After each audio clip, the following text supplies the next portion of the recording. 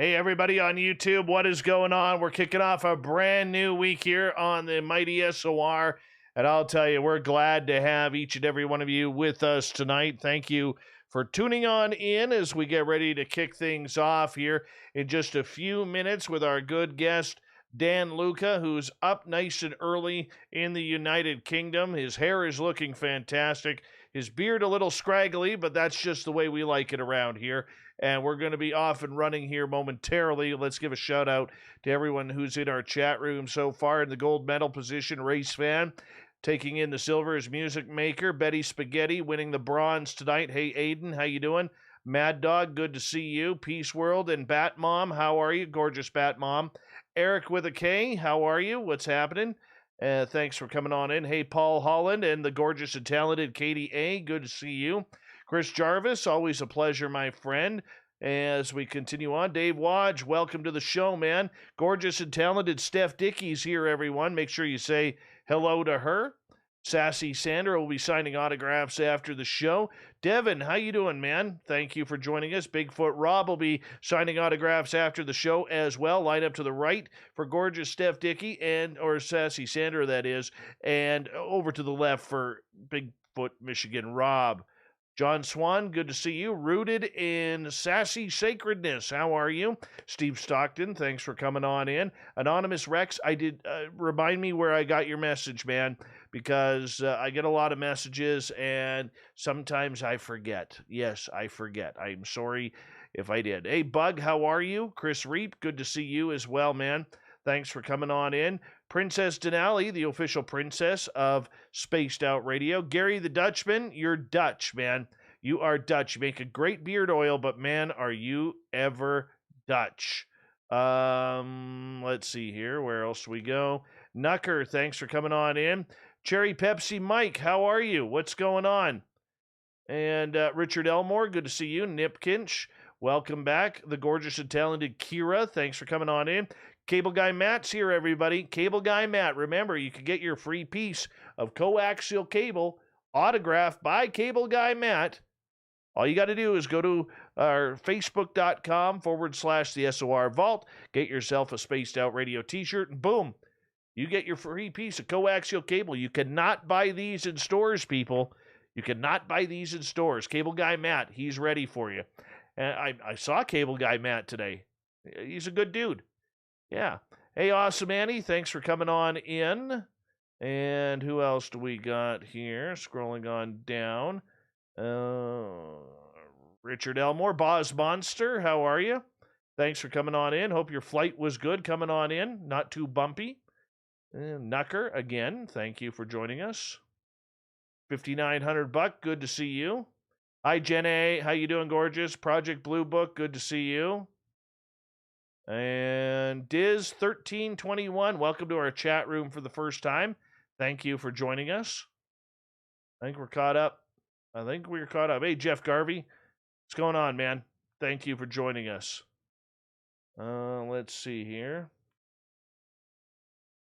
Oh, my neck is sore today. Go 66. Boo. To Go 66. Boo. Let's see here.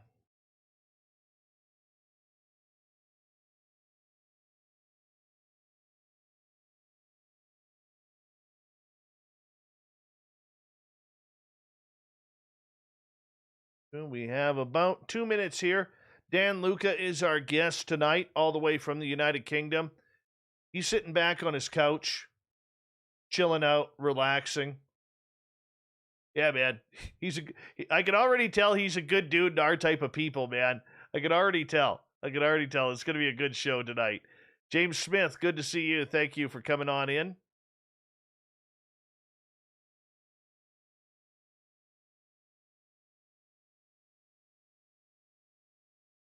Remember, a great way to support this show, the Super Chat is open. If you're new, give us a thumbs up, but don't forget to hit that subscribe button as we are trying for 15,000 subscribers by May 24th. We're almost at 11,000. We'd like 15. So if you're new, do that. Hit that subscribe button. We'd really appreciate it. And we're going to have a great show once again, everyone. Dan Luca is our guest. We're going to get all into the paranormal and supernatural tonight, how it all ties in. And we're going to get going here in about 30 seconds. So I'm excited. I hope you guys are too. Hey, Escape from Blue Jersey, good to see you.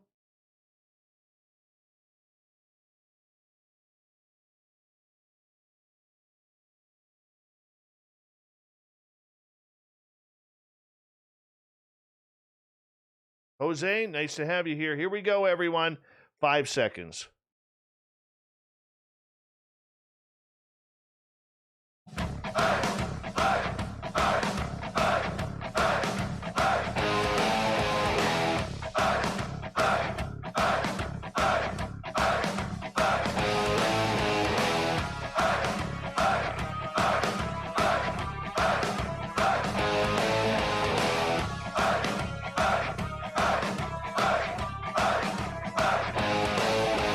From the mountains of central British Columbia to you listening around the world, this, my friends, is Spaced Out Radio. I am your host, Dave Scott, sitting in the captain's chair of SOR headquarters.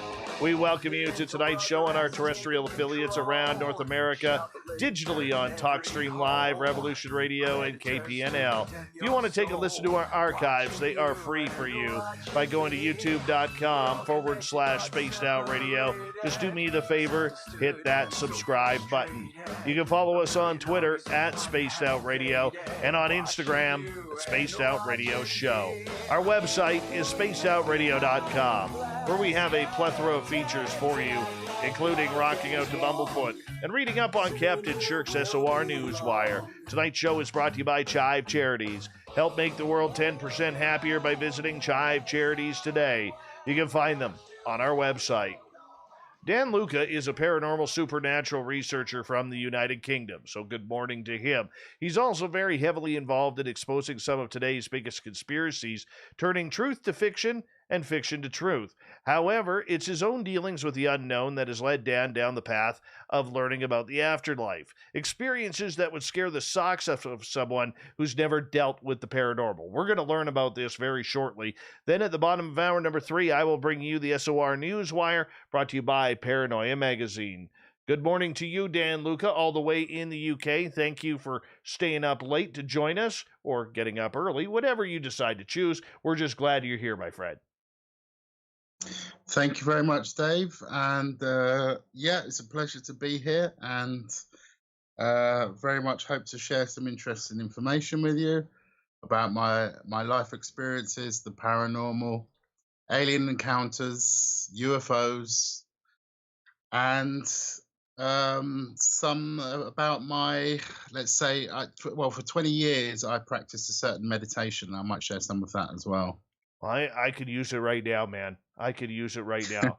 I feel like I got the world weighing on my shoulders right now because I'm literally day 2 without caffeine. Day 2. And I am like already feeling it. My shoulders are being weighed down. So we may need some of that meditation stuff, man, later on in the show to help me out. Get me into some zen and some chi from getting over this. But we're glad you're here, my friend. You know, for our audience or those of us in North America who may not be too familiar with you, do you remember how you got into all of this? It obviously started with an experience. Yeah, I've since early childhood, I've known something was different about me. Mainly that I had memories that I couldn't explain, and I didn't necessarily know what they were at the time. So yeah, from very early in childhood, I was questioning reality. I was holding memories that I didn't fully understand, and it was only later on in adult life that I realized what some of those memories were.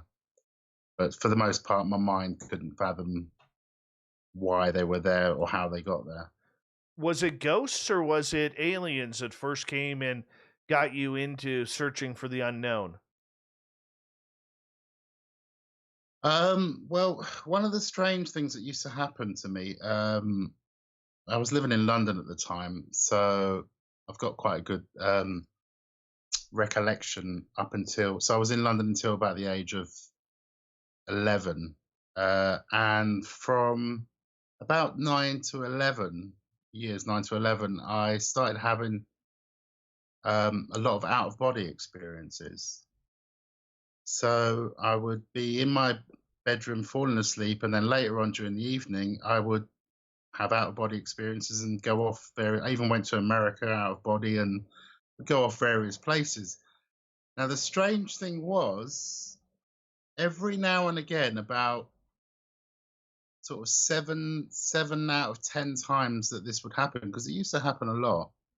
7 out of 10 times when this used to happen, I used to see these eerie, thin, spindly, glowing beings on my staircase, about five of them. And they would scare the bejesus out of me back into my body. So that was my first encounter with something strange, let's say.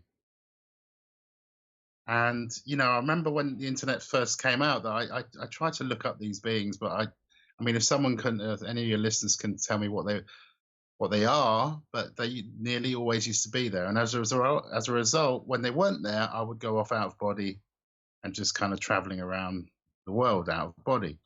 But when they were there, and I can't remember if they were benevolent or malevolent, but they were enough to scare me back into my body, basically. But yeah, sort of thin, glowing white beings, like translucent color and slightly thinner than normal human, and they were there very often when I went out of body. So that was the start of the paranormal side of my childhood. I could not imagine experiencing that as a child. Like even with my 7-year-old son, I could not imagine him going through something like that, having out of body experiences and seeing ethereal type beings, on his travels. I mean, as a child, how did that scare you, or how did you react to that? I suppose it was probably one of the yeah. I mean, fear was an early emotion. Obviously, as a child, you tend not to be very fearful, but they scared me enough, because obviously I didn't know what they were as a child. So they scared me enough to not want to go off traveling, put it that way. So yeah, I would jump back into my body, um, and and then I stopped having out of body experiences, into adulthood. So I never really saw them again. But I never really did manage to understand why they were there, the timing of when they were there, because they always seemed to be there. Like I say, about 70% of the time when I would go out of body, they seemed to just happen to be there, which didn't seem like coincidence, almost as though they perhaps knew I was going out of body, maybe due to alignments or anything. I don't know, but they kind of knew, I would suspect, that I was coming out of body. So yeah, I don't know if they were there to prevent me going any further, as a scare tactic, or maybe to Wow. communicate with me. I don't know. How I many don't times? know. How often was this happening? It's hard to say exactly how many times a week or something, but it was frequently. It was a frequent thing that I thought was kind of normal at the time. And the good thing is that, see, I'm big on discernment. So with regards to all of my experiences, I don't necessarily trust them entirely. I still question things, and if it comes to paranormal experiences of my own, I'll go through a process of discernment to kind of prove whether it has any credibility, or it's not just pure imaginings of the mind or something like that. But luckily, in adulthood, I also had one out of body experience. So it was very similar to my remembrance of when I was younger. So yeah, as an adult, I had a momentary out of body experience as well. So I know it's a real phenomenon, if you like. The adult experience kind of verified that for me. See, I've had a lot of weird stuff happen to me, man, but I have not had an out of body experience, and that one I am so thankful for. I mean, I've astral traveled. I've gone astral traveling with friends, and it's kind of weird what you see there. But to actually have that out of body experience, or that near death experience where the silver cord takes you wherever you need to go, Haven't had that, man, and that one just scares the living daylights out of me. Just thinking about that. I wouldn't want that. I just wouldn't. It creeps me out just talking about it. Yeah. I've actually got a vivid memory of sitting on a gas station in America on the roof of a gas station while it was raining. Can you believe that? But sometimes I would shadow people. For some unknown reason, I followed the writings of someone called John Steinbeck. Uh-huh. He wrote a book about King Arthur, and that fascinated me as a child, and so somehow I managed to watch what he was doing and follow his journeys every now and again. But that was another thing that came with that ability was there was also I had when I used to go to bed at night as a child. I used to like listen like a radio tune. I used to listen out for mines coming above the crest, kind of peeking above the just mines that I could hear. I used to tune into to people, I guess, that could communicate by mind when I was young, and so that was quite fascinating. And it's there's one part that I'm a bit reluctant to share. Let me just say, at one point, I got entangled as a child with a government project that I didn't understand what was going on as a child, but there was a communication that took place for a while. I might just come out. Okay, yeah, I'm just going to come out. Let's just do it. What the heck? I mean, we're old friends. I'm just We're gonna old come out with friends. it. You and I have known each other for about 20 minutes now. So I mean, if that isn't enough to get into some serious woo, let's just do it. Let's just do it. What the Okay. heck? So, like I said, I would listen out for minds and communicate with them. And at one time, someone came online. Let's just say online, just for turn of phrase. So, someone came online one evening, very friendly chap, and he told me he was involved with a project of sorts, and we got friendly, and he asked me to assist him in his work, if you like. I said, that I was fine with that. I didn't have any problems. So each evening I would tune into this chap's mind, and he would ask me to do visualize certain things. So he'd ask me to think of a circle, or think of a square, or imagine this or imagine that. And I didn't really know what he was up to. So this went on for some time. Again, I didn't really know who he was. I probably knew him by name then, and but much more than that, I didn't really know why he was chatting to me, why he was asking me to do some of these mundane tasks. But he was quite friendly, so I didn't mind too much. Then one day, as I tuned into his mind, he came online, and he was quite panicky. And he said it's going pear shaped. They're using it for the wrong reasons. The government he's referring to. This is when I started finding out it was government related, who he worked for. And we need to end it. We need to. Oh God, I was like, what do you mean we need to end? I don't understand what you mean. We need to end it. I need you to destroy the base. It's literally what he said. I need you to destroy the base. I remember saying, I don't know what you're talking about. I don't understand what you mean. And I'm going to get to the point in a moment. So he asked me to just imagine a monster. He was using child talk. Imagine a monster and just trash the place. I was like, and I remember this memory really clearly, because I've got a terrible imagination, and the only thing I could think of in terms of a monstery type was King Kong. So I imagined this big ape thing tearing up the place where he was and everything. And I remember saying, did it work? And he goes, yes, it worked, but we won't speak again, and I won't divulge anything. And that was that. And that was the end. I never talked to him again. And I was like, okay, I never really thought much of it from there on in.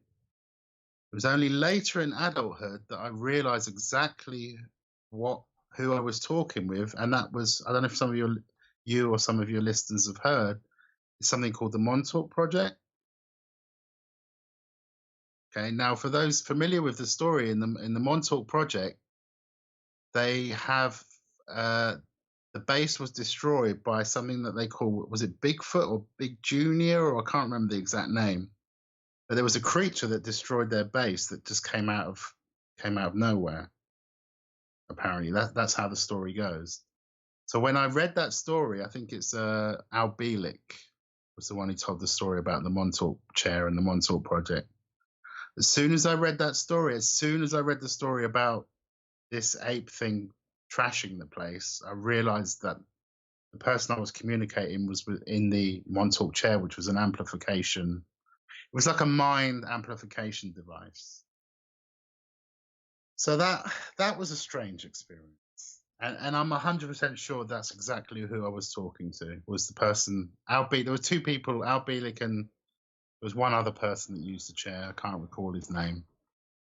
Now, wasn't But so not to cut you off there, but wasn't Al Bielek in the end shown to be a little bit of a fraud in regards to his experiences with not only Montauk but the Philadelphia experiment? there was Al Bielek, and for the life of me, I can't remember the other chap that used the chair. So it might have been one of the two. I don't know who Yeah, the other chap was. I don't remember his name. But the interesting thing was you got that something out of it. for some reason I also had entangled memories of the Philadelphia experiment, which I couldn't understand. And again, these were memories I had that I didn't understand until later on after I read about the experiment, which was, my memory was some people on a ship. There's this machine in the middle of the ship. It goes wrong and they start to try and break it. So it's like something amplify, gets out of control and they start to break it. And I had that memory for some reason of the Philadelphia experiment, which might have been related to the Montauk. I don't know. But I'll touch on the Philadelphia thing later because it does tie in. So yeah, so that was another experience as a child. This psychic thing of kind of tapping into people's minds. There were other people's minds I tapped into. Niels Bohr, a physicist, for some reason, I don't know why, as a child I was tapping into his mind. Bruce Lee was another one. I I don't know how this happened, but I found myself like watching him through his eyes when he was in hospital, and he's drawing down these diagrams of martial arts, and suddenly he has this eureka moment. I think that's what I tapped into. He has this eureka moment where he realizes, like, it's like everything mashes together, and he knows his martial art 100%. It's like everything suddenly fits, and he goes all kind of eureka and crazy and happy. John Steinbeck was another one. So this started to get more and more normal. This psychic ability to tap into other minds as a child, it became a kind of normal thing, and then it just kind of faded off as I went into teenage years. But there's one story, and this is where the time travel part comes in. I would like to touch on that, unless you've got any other Oh questions. no! If you're leading us down time travel, I will shut everything up for time travel. Okay. It's my number one A topic that I love. Right. Okay. I mean, just bear in mind, I'm not trying to sell any books. I'm not trying to sell any info. I'm just telling it as, at the moment, as that child, remember, as those child's experience or my experience as a child.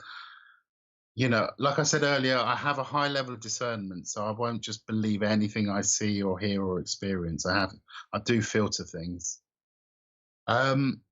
Right. So now you have some of the story. As a child, I'm like a kind of super psychic child with these strange abilities, helping this government chap with his projects, imagining circles for him, etc., etc.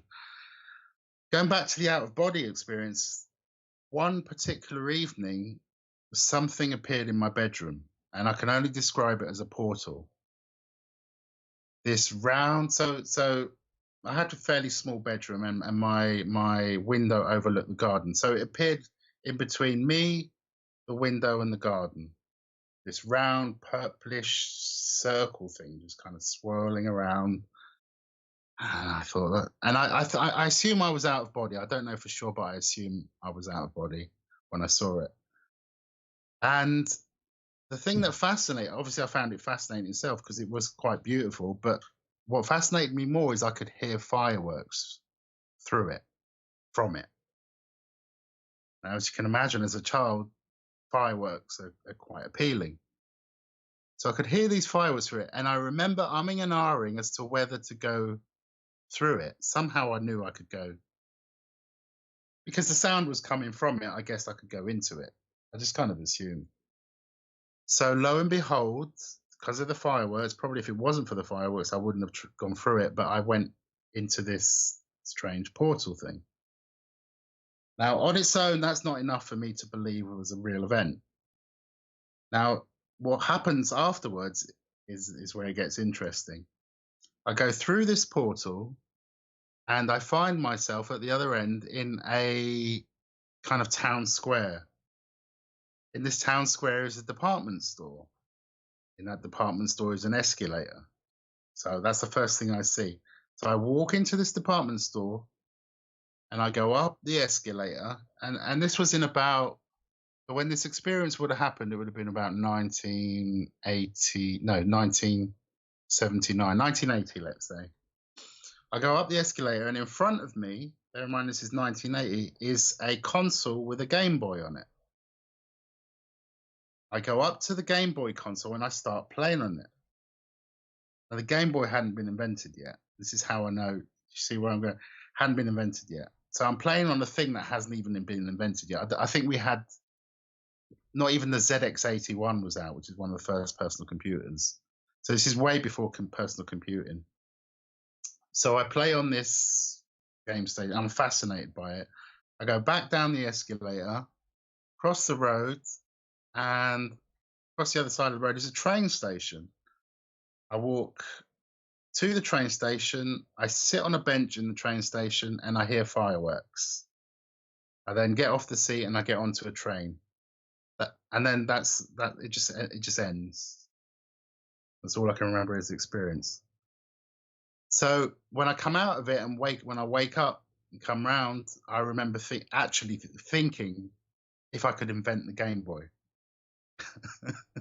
I remember thinking, oh, that's a really clever idea. Can I invent it? That'd be fascinating. But I knew I didn't have the know-how to be able to create such a thing. Fast forward 15 years later, I randomly get on a plane. I randomly go to a country, which is Spain. I randomly go to a town. And in that town is the exact same. I see the department store of that childhood experience. Wow. And I walk into this department store, but now by this time I'm not sure. I'm not sure. Like it was a strange day, admittedly, but I don't know what's happening yet. It's not until I see the escalator, I go up the escalator, and at the end of the escalator is the Game Boy console, that I realize what's happening. And I'm like, oh, and I actually didn't know what to do because I didn't know if I was meant to do the same as what had happened as a child. I actually didn't. Do I break it? Do I do the same thing? I remember thinking that. And I must admit, one thing I did notice is the people were very. Let's hold it right there. Let's hold it right there because we are going to go to break, and this is a good place to go to break on a little bit of suspense. I'll tell you, Dan, Luca, time travel. Oh, yeah, we're going there. When we come back for the break right here on Spaced Out Radio. God, I love time travel. It just weirds me right out. And that's where we're going next on the Mighty SOR.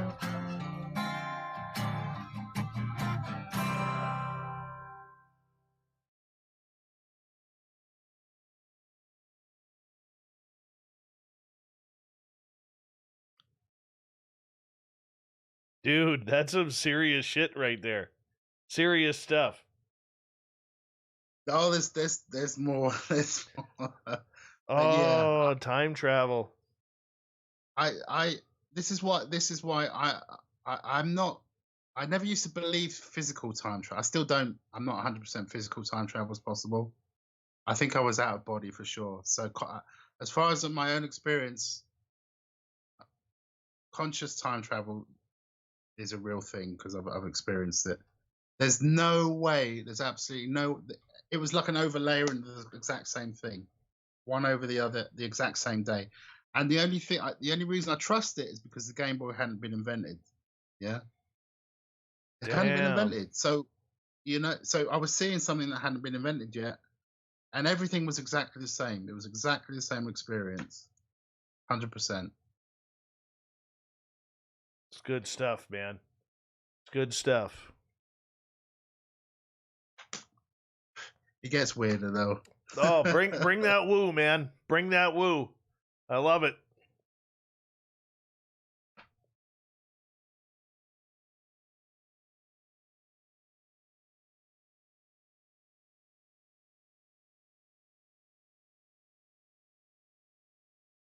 Hey, Jacques, thank you so much for the super chat, man. Really do appreciate that.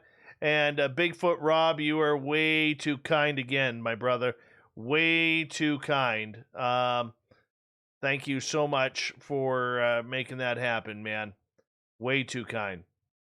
Hello, luscious Lynn Wallington with the unicorn hair. Anonymous Rex, let me send it to Dave at spacedoutradio.com. I'll type it in.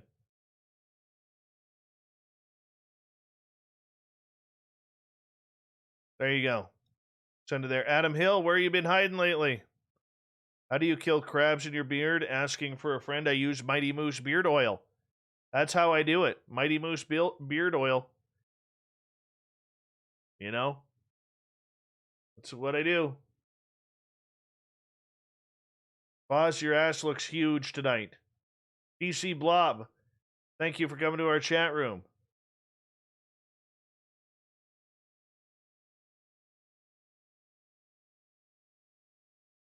Cherry Pepsi Mike, enjoy the woo, man.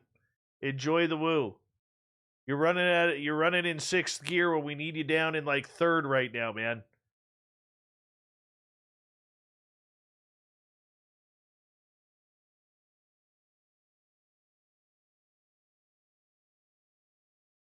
Gary, Gary the Dutchman, you should have named it Sasquatch. Should have named it Sasquatch. I'm still gonna bug you over that, but True North works for me. True North blend.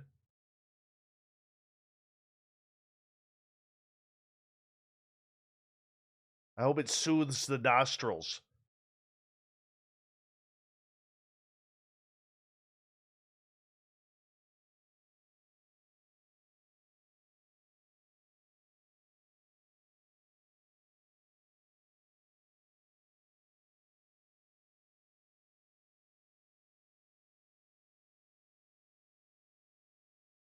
Oh. We've got about 90 seconds, brother.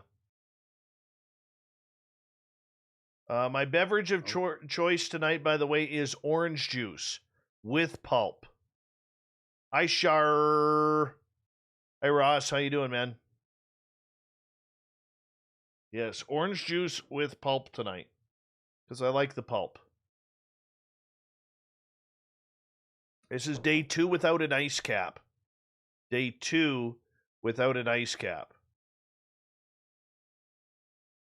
And you have no idea how it's killing me right now. It's killing me. Hello, gorgeous Anita Torres. Welcome to the chat room.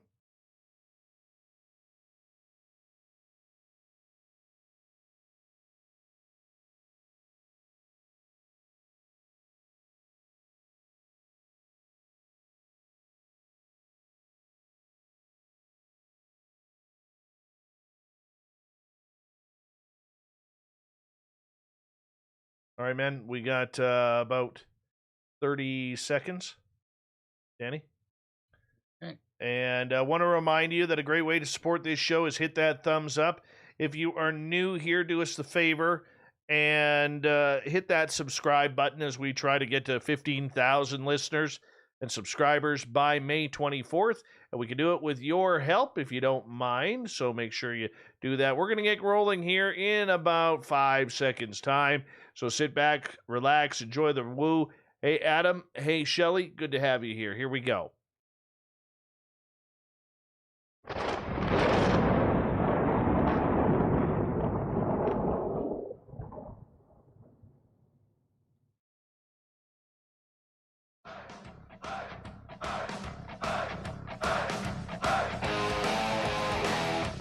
Second half hour of Spaced Out Radio is now underway. My name is Dave Scott. Thank you so much for taking the time to join us. We really do appreciate it. Want to tell you that if you've missed portions of this show or others, check out our free archives by going to youtube.com/Spaced Out Radio. Do me the favor, hit that subscribe button. Our website is spacedoutradio.com, where we have a plethora of features for you, including rocking out to Bumblefoot and reading up on Captain Shirk's SOR Newswire. Follow us on Twitter at Spaced Out Radio and on Instagram at Spaced Out Radio Show. We continue on with Dan Luca all the way from the UK today. And right before the break, he was talking about time travel, how he had this vivid experience as a child, and as an adult years later, he goes to Spain into this shopping mall type atmosphere, up an escalator, and be darned if it wasn't the exact same theme and scene that he had as a kid. Take us to that time, Dan. So as the adult, I play on the Game Boy. I guess because that's what I did as the child, although it's the same thing really when you think about it. Went down the escalator. Like I say, there was a strangeness about the people there, as though I think that was the first time I experienced paranoia.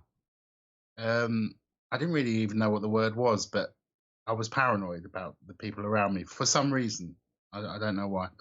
I went back down the escalator, crossed the road, went into the train station that was there, sat on the bench, and lo and behold, I heard fireworks.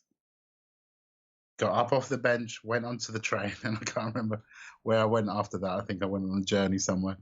But yeah, so that was that. And I don't think I would have trusted it as a time travel experience were it not for the Game Boy. The Game Boy was the connecting evidence that it wasn't pure coincidence, because it might have been that I experienced that as a child, but it was a dream or something like that.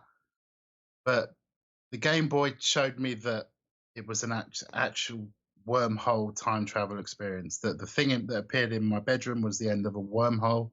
The other end of that wormhole was, for some reason, where it ended up. And it, going back to the Philadelphia experiment again, one of the questions when I heard about the Philadelphia experiment, one of the things, as a child, you question these experiences, or I certainly did. And one of the stories I heard about the Philadelphia experiment is that as it was fading out of this reality, it was seen elsewhere at its port. And I thought, that's an interesting, why was that? Why did it appear at the port? And I asked the same question of the wormhole, of my experience. How and why did the wormhole appear in my bedroom? So I've actually got a theory for that, which is that the other end of the wormhole appears, it's to do with the energy, your like home energy. So I can't put it any other way. So my bedroom was my base, if you like, the same as the ship appeared at port, because that's its base, that's its biggest signature, if you like. So that's when I put two and two together and realized that these two experiences have this commonality of like an energy signature. So the only way I can explain the other end of it, the wormhole, is that that's where my energy signature was, in my bedroom. Now, did you think Does that make sense? Yeah, did you think you had time traveled, or were you maybe getting a glimpse into the future through some sort of futuristic deja vu?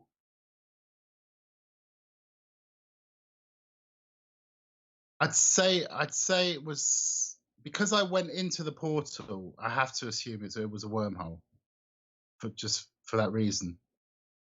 Hmm. So but that's not saying that deja vu isn't glimpses of the exact same thing, but maybe on a smaller, more conscious scale. So I can't see any reason why a wormhole can't enter your consciousness on a smaller scale, and then you get deja vu. Okay, that sounds plausible.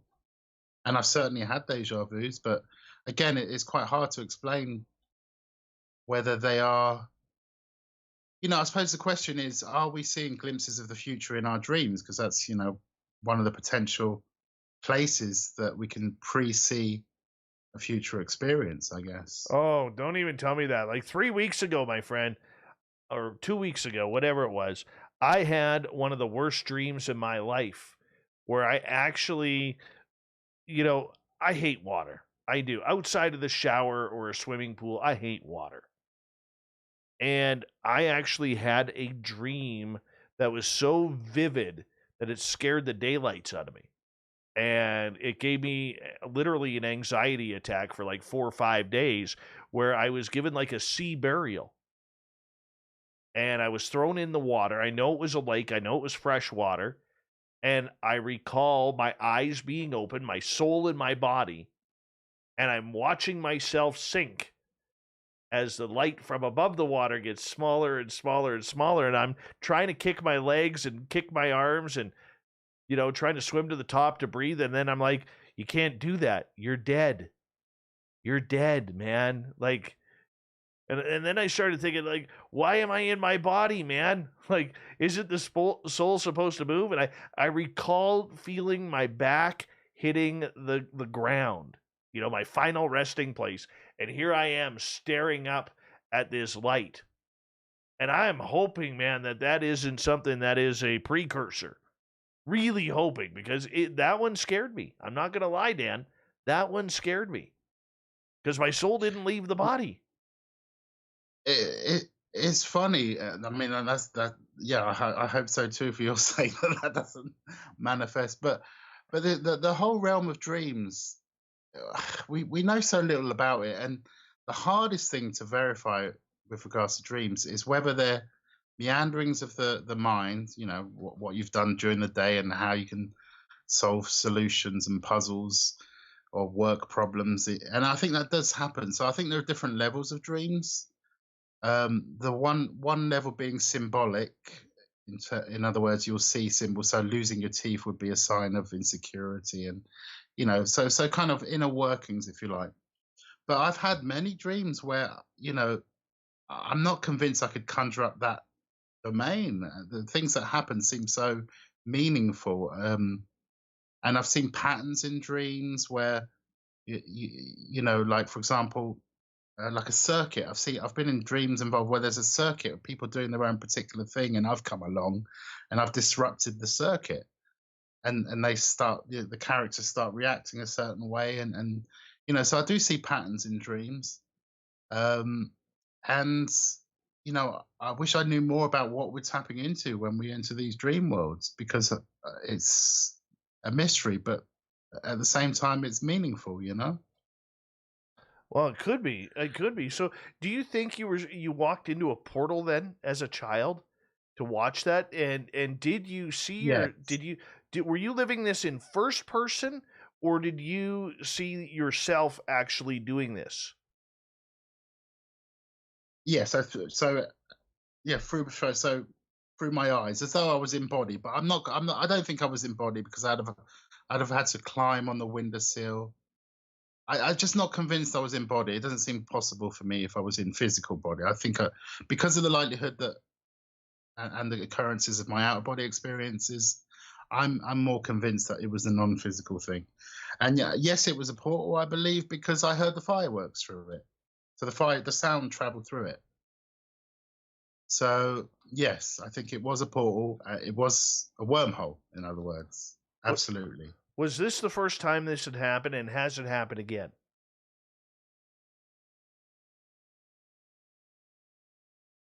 No, but later on in life, I have had had many experiences of retrospective causality.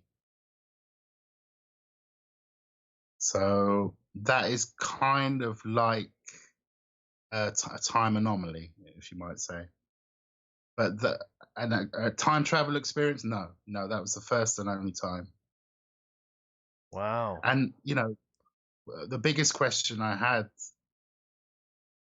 was, had things already happened 15 years ahead when I was a child? Did those things already happen? In other words, I'm talking about causality and free will and all those kind of things. And it's a question I can't really answer, to be honest. But I did wonder how, had everything already played out when I was 8 or 9 years old? It's a strange thing to ask, a difficult question to ask, really. Do you recall your first paranormal experience?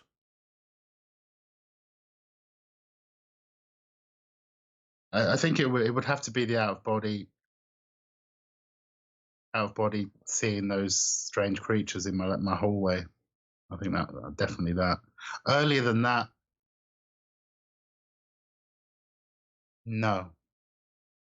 Although there was at the same about the same age, and this will lead me into the other phenomena I'd like to share. At the same age, I had an experience where I was walking home from school, and about 100 meters from my house, and I suddenly left my body instantaneously and went straight up into the clouds.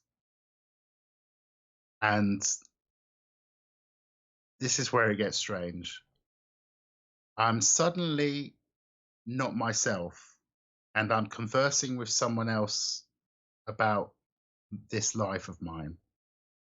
And the person is asking about the life, and he's asked if he wants to see a review of it. And it's as though someone's with a guide or something. So they're having a conversation. Um, and then suddenly I jumped back into my body. But but the strange thing was I wasn't me. I was this person that was talking to this guide in the sky. That's the only way I can explain it. So I remember trying to walk into my house, but I didn't know where I lived. I remember thinking, do I live? Is it here? Is it this door? I don't know. And I literally couldn't remember where I lived in that instant. And I had a new set of memories of this person that I presume had passed away or something. And that was my first experience of what I've later found out to be called a walk-in. So yes, that was the other early paranormal experience. Did you ever figure out why you all of a sudden left your body walking home from school? No idea so it was instantaneous. Bam. Straight up, straight out. I wish I knew what happened to my body whilst. See, I don't know how long that process went on for, whether I was just standing still, but when I came back into my body, I was in the same place and hadn't moved. So it could have been in the blink of an eye, it could have been 5 minutes. I don't know. But like I say, when that person that was talking to this other person up there somewhere came back in, I had a new set of memories. Now the interesting thing is I didn't know who that person was really. I know it still felt like me, but I didn't really know who they were until one day I went shopping with my mother, and I saw a poster of someone in a music shop. And I looked, so I was about 8 years old at this time. I looked at this picture of this person, and my jaw dropped, and I went, "This is exactly what oh, that's clever." I thought to myself, "That's clever. That's me." And I just kind of was in this kind of position of awe as I saw. The reason I said that's clever, I think, was to do with the continuity. I don't know. That's what I said to myself. That's clever. I saw the picture. I was like, that's them. I instantly knew that was the person that had walked into me. I gotta ask you, have you ever in any of those occurrences where you've kind of left your body or went astral traveling or time traveled in that type of way? Have you ever ran into yourself? No, not that I'm aware of. No, but again, with this individual that I witnessed, I had memories of that I couldn't explain that came with this walk-in. That I didn't feel, and it wasn't until I'd rather not say who it was, but it was a musician. And when I read a little bit about their story, all these snippets of memory verified that it was the same person because they matched the memories I had with me.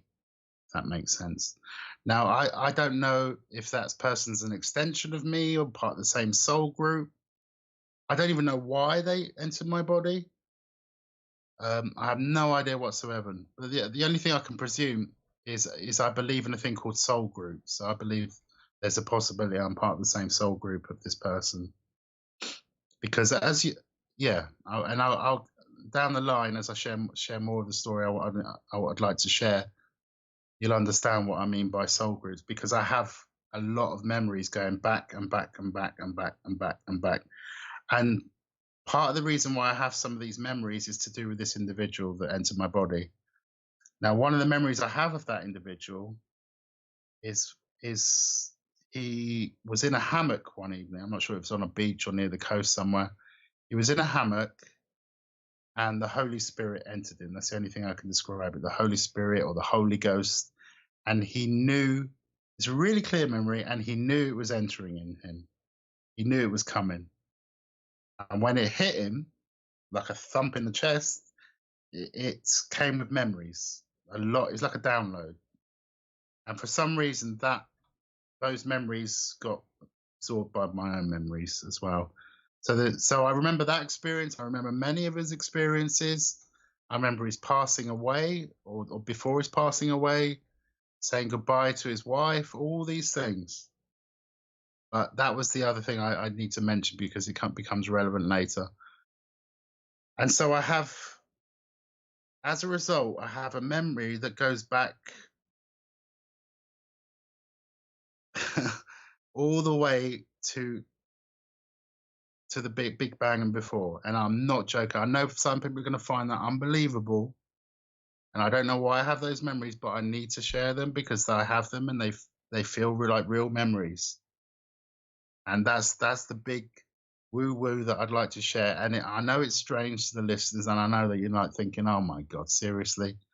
But they feel so genuine and real that I have to tell the story of what happened and why it happened. And that's what I'd like to do today as well as the other paranormal stuff that there's plenty to share about. Because for me, it's a big deal. It really is. And I think I'd like to hope that it will help people understand why there's been no divine intervention in this world and why we're in the kind of mess we are. I think it will help add insight to that. But I honestly believe that these memories I have that go through various incarnations of this universe, because this isn't the first incarnation. I don't know if you know much about Hinduism, but there are different incarnations, different yugas, where the universe goes back to a singularity and then starts up again. But the singularity part is where I'd like to talk about and why it happened, how it happened, and before that even the fall and things like this. So there's genuine. I believe these memories to be true. Now I know you guys don't know me, your listeners, yourself, but I wholeheartedly believe these memories to be genuine and real and part of the soul group that I'm attached to. 100%. I've no doubt. Otherwise, I wouldn't be sharing them now if I didn't think they were genuine. So that's the big woo woo that I'd love to share with you more. Well, we got 4.5 minutes. We can start that woo right now. I'm okay with that. Okay, so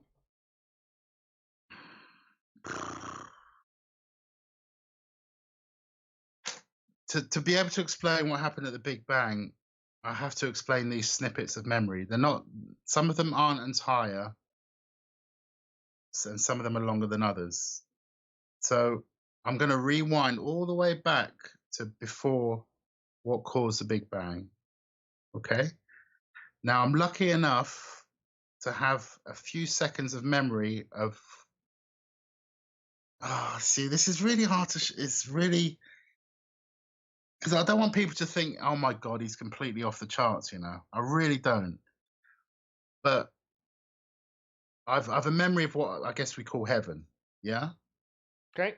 and when I say I'm just using first person to make it easier to describe the memory. I have, there's no reason for me to have ego regarding these things. I don't think these things are necessarily me, but for some reason I have the memories, and I can't fully explain why. So I have a memory of one of the, I guess you'd call them angels. One of the angels, a few of them are suspicious of the deity. I'm just going to refer to them as a deity because I don't want to use the term God. But the deity is not themselves. The deity was not themselves, and they're frantically going crazy as to why the deity is not themselves. Something's wrong. Something's drastically wrong with the deity. This is a big. I need to emphasize that. I can't emphasize enough. And that they're all starting to agree on it, that the deity is not themselves, and they can't understand why, but something's wrong, and that's when they decide to leave. So I know there might be Christians out there might be a biblical aspect, but that's a part of the memory. They decide to leave because the deity is not themselves, and they leave and they reestablish another realm. Now, the main deity, who I believe is the same deity that is related to Jesus. So there's a particular deities, because I'm good with energy signatures, I can kind of tangibly feel energy signatures. It's hard to describe. The main deity that left was the same deity that I believe is Jesus. They form another realm, and it's like another heaven, if you like. And everything's going fine and dandy until there's this one person in this realm who's starting to cause trouble, starting to cause paranoia, starting to cause issues. It's getting everyone's heckles up. So they decide collectively to boot this guy out into deep space. And that's the only way I can describe it, is deep space. And deep space, which is a strange thing in itself. I can't explain it. It can't be explained. Outside of this universe is this thing called deep space. Yeah. So they boot this individual out into deep space, problem solved. Now, the same individual that led collectively to leave the first heaven was curious by nature. So one of the things they used to do is sit on the edge of this realm and listen out for voices. Yeah. And this particular individual was very curious about who his maker was, trying to find his maker. That was one of the reasons why he listened into deep space, for his maker. One day he starts to hear a voice, and it meets the characteristics of the type of individual, the type of deity he's looking for. So he decides to go and investigate it. I'm not sure if he does that individually or as part of a group. He decides to go and investigate it. He arrives at the spot where this benevolent voice is coming from, or where he thinks is a benevolent spot. He arrives at the spot and he can't see it. And he's asking the communication, "Where are you? I can't see you." And they say, "We're here." And he looks down, and it's a tiny, tiny space. And I'm going to explain. It's a tiny, tiny space, and I leave it there because the tiny space becomes very relevant, and the story will hopefully fit together and help you understand what exactly happened. Well, the good part about it is we have an entire half hour in the next segment for you to explain what the heck is going on in going back and seeing all of these timelines that you have lived on right back to the Big Bang Theory.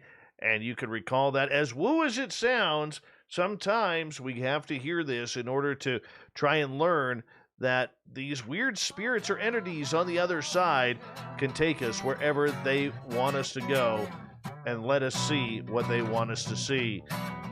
Dan Luca is our guest tonight on Spaced Out Radio. Hour number 2 coming up next.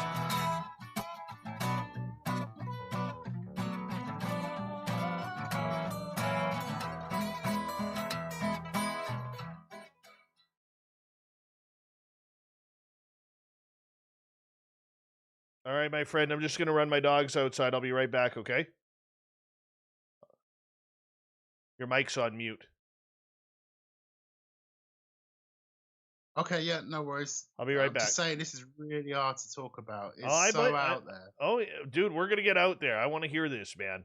It's good stuff. I'll be right back. Like I say, they feel like such genuine memories that I have to share them. You know. Mm-hmm. Be right back.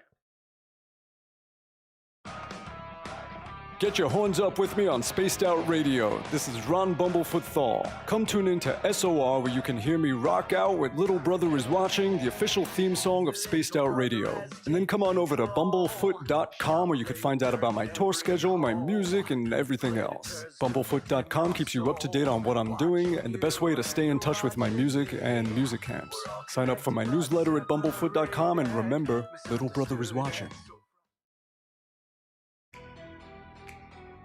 Are you an experiencer of something strange that can't be explained? Do you want help finding out what's going on? I'm Ryan Stacy, head of the Experiencer Support Association, otherwise known as TESSA. We've teamed up with Spaced Out Radio to investigate cases filled out in the SOR Sightlines report. We are independent and there's no cost to what we do. All we need is your experience. Let's find out what's happening together on the SOR Sightlines report. Hi, this is Amber Beckrud, and I want to invite you to subscribe to our YouTube channel where we store all of the SOR show archives for free. And as an added bonus, every 2 weeks I'm posting brand new content on Cryptid Tales, where I will get into some of the spookier legends and folklore from around the world and tell the stories that go with them. Find us at youtube.com/spacedoutradio and check out Cryptid Tales today. Drop a comment and let me know what you want to hear. See you there.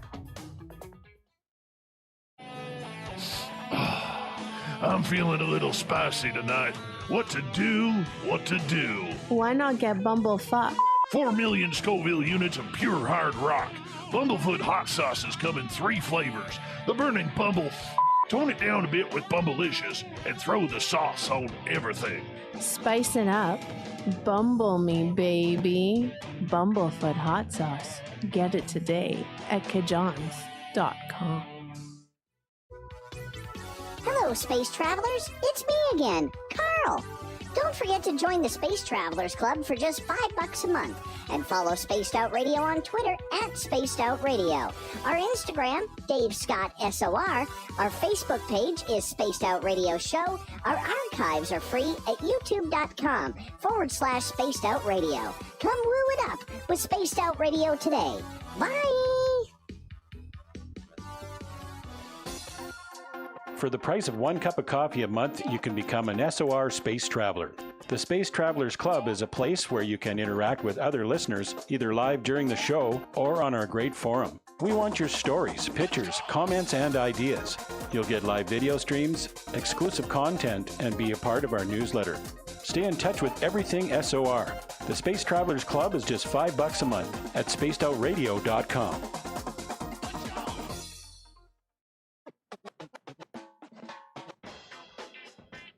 The SOR Vault is open for business, and do we have some cool swag for you to pick up? All you have to do is head over to our website and click on the SOR Vault. You have a variety of cool logos to choose from, and put them on anything you want. T-shirts, hoodies, hats, coffee mugs, you name it, we can get it to you.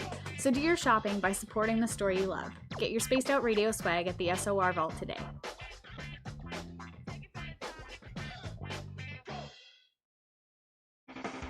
The party is always on at the Moose Vancouver. The Moose Vancouver is where you want to be when visiting Canada's West Coast.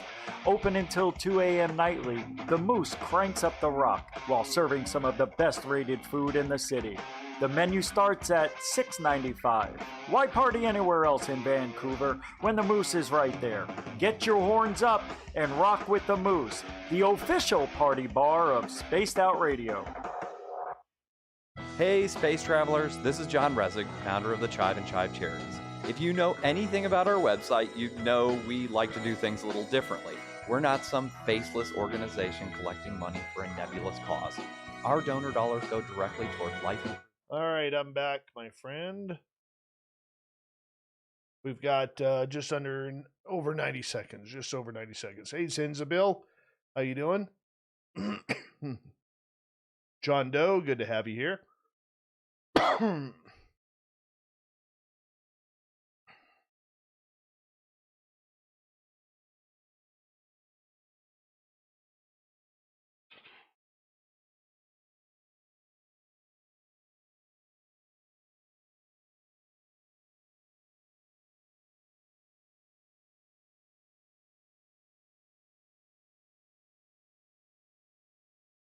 All right, we got 1 minute. 1 minute, John or Dan. Sorry. Okay. Yeah. Good. KJ Hawken, welcome to our chat room for the first time. Thank you for joining us.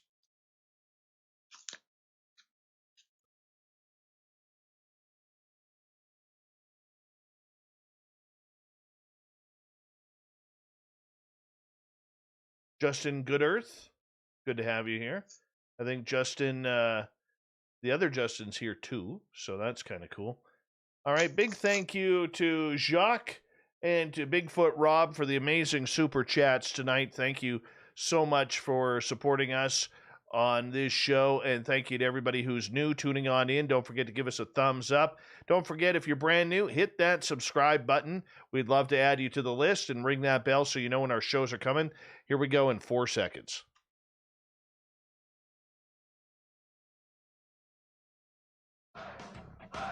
You're listening to Spaced Out Radio with Dave Scott. Follow Dave on Twitter at Spaced Out Radio and on Facebook, Spaced Out Radio Show.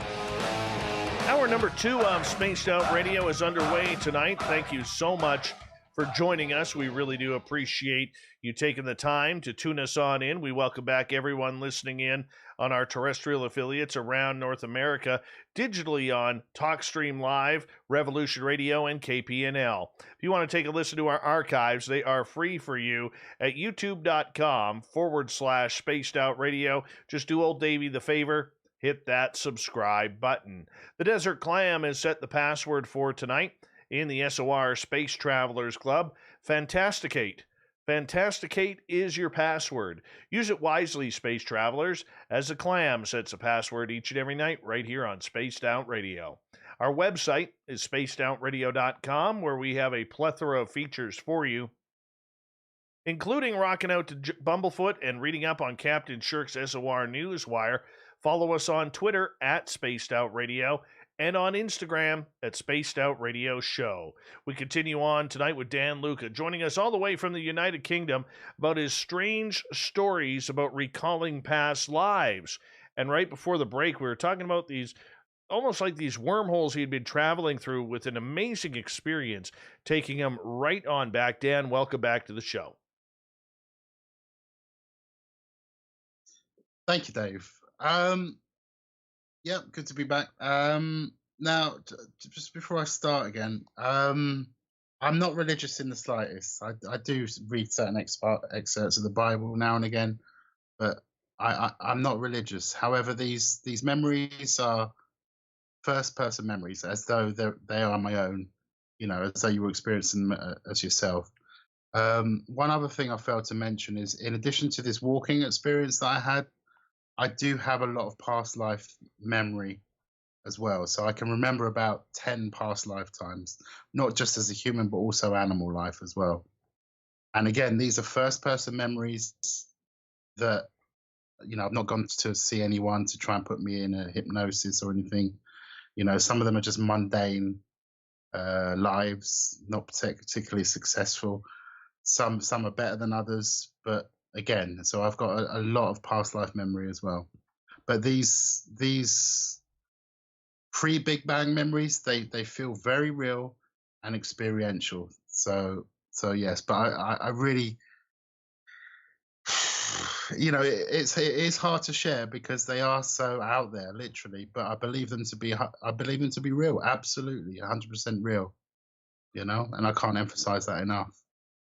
No, and I don't blame you. I mean, you have to be able to go with what you experience, and you're the one who's experiencing it. How many lifetimes do you recall? I did a number count a while ago. It's about 10. Right through time.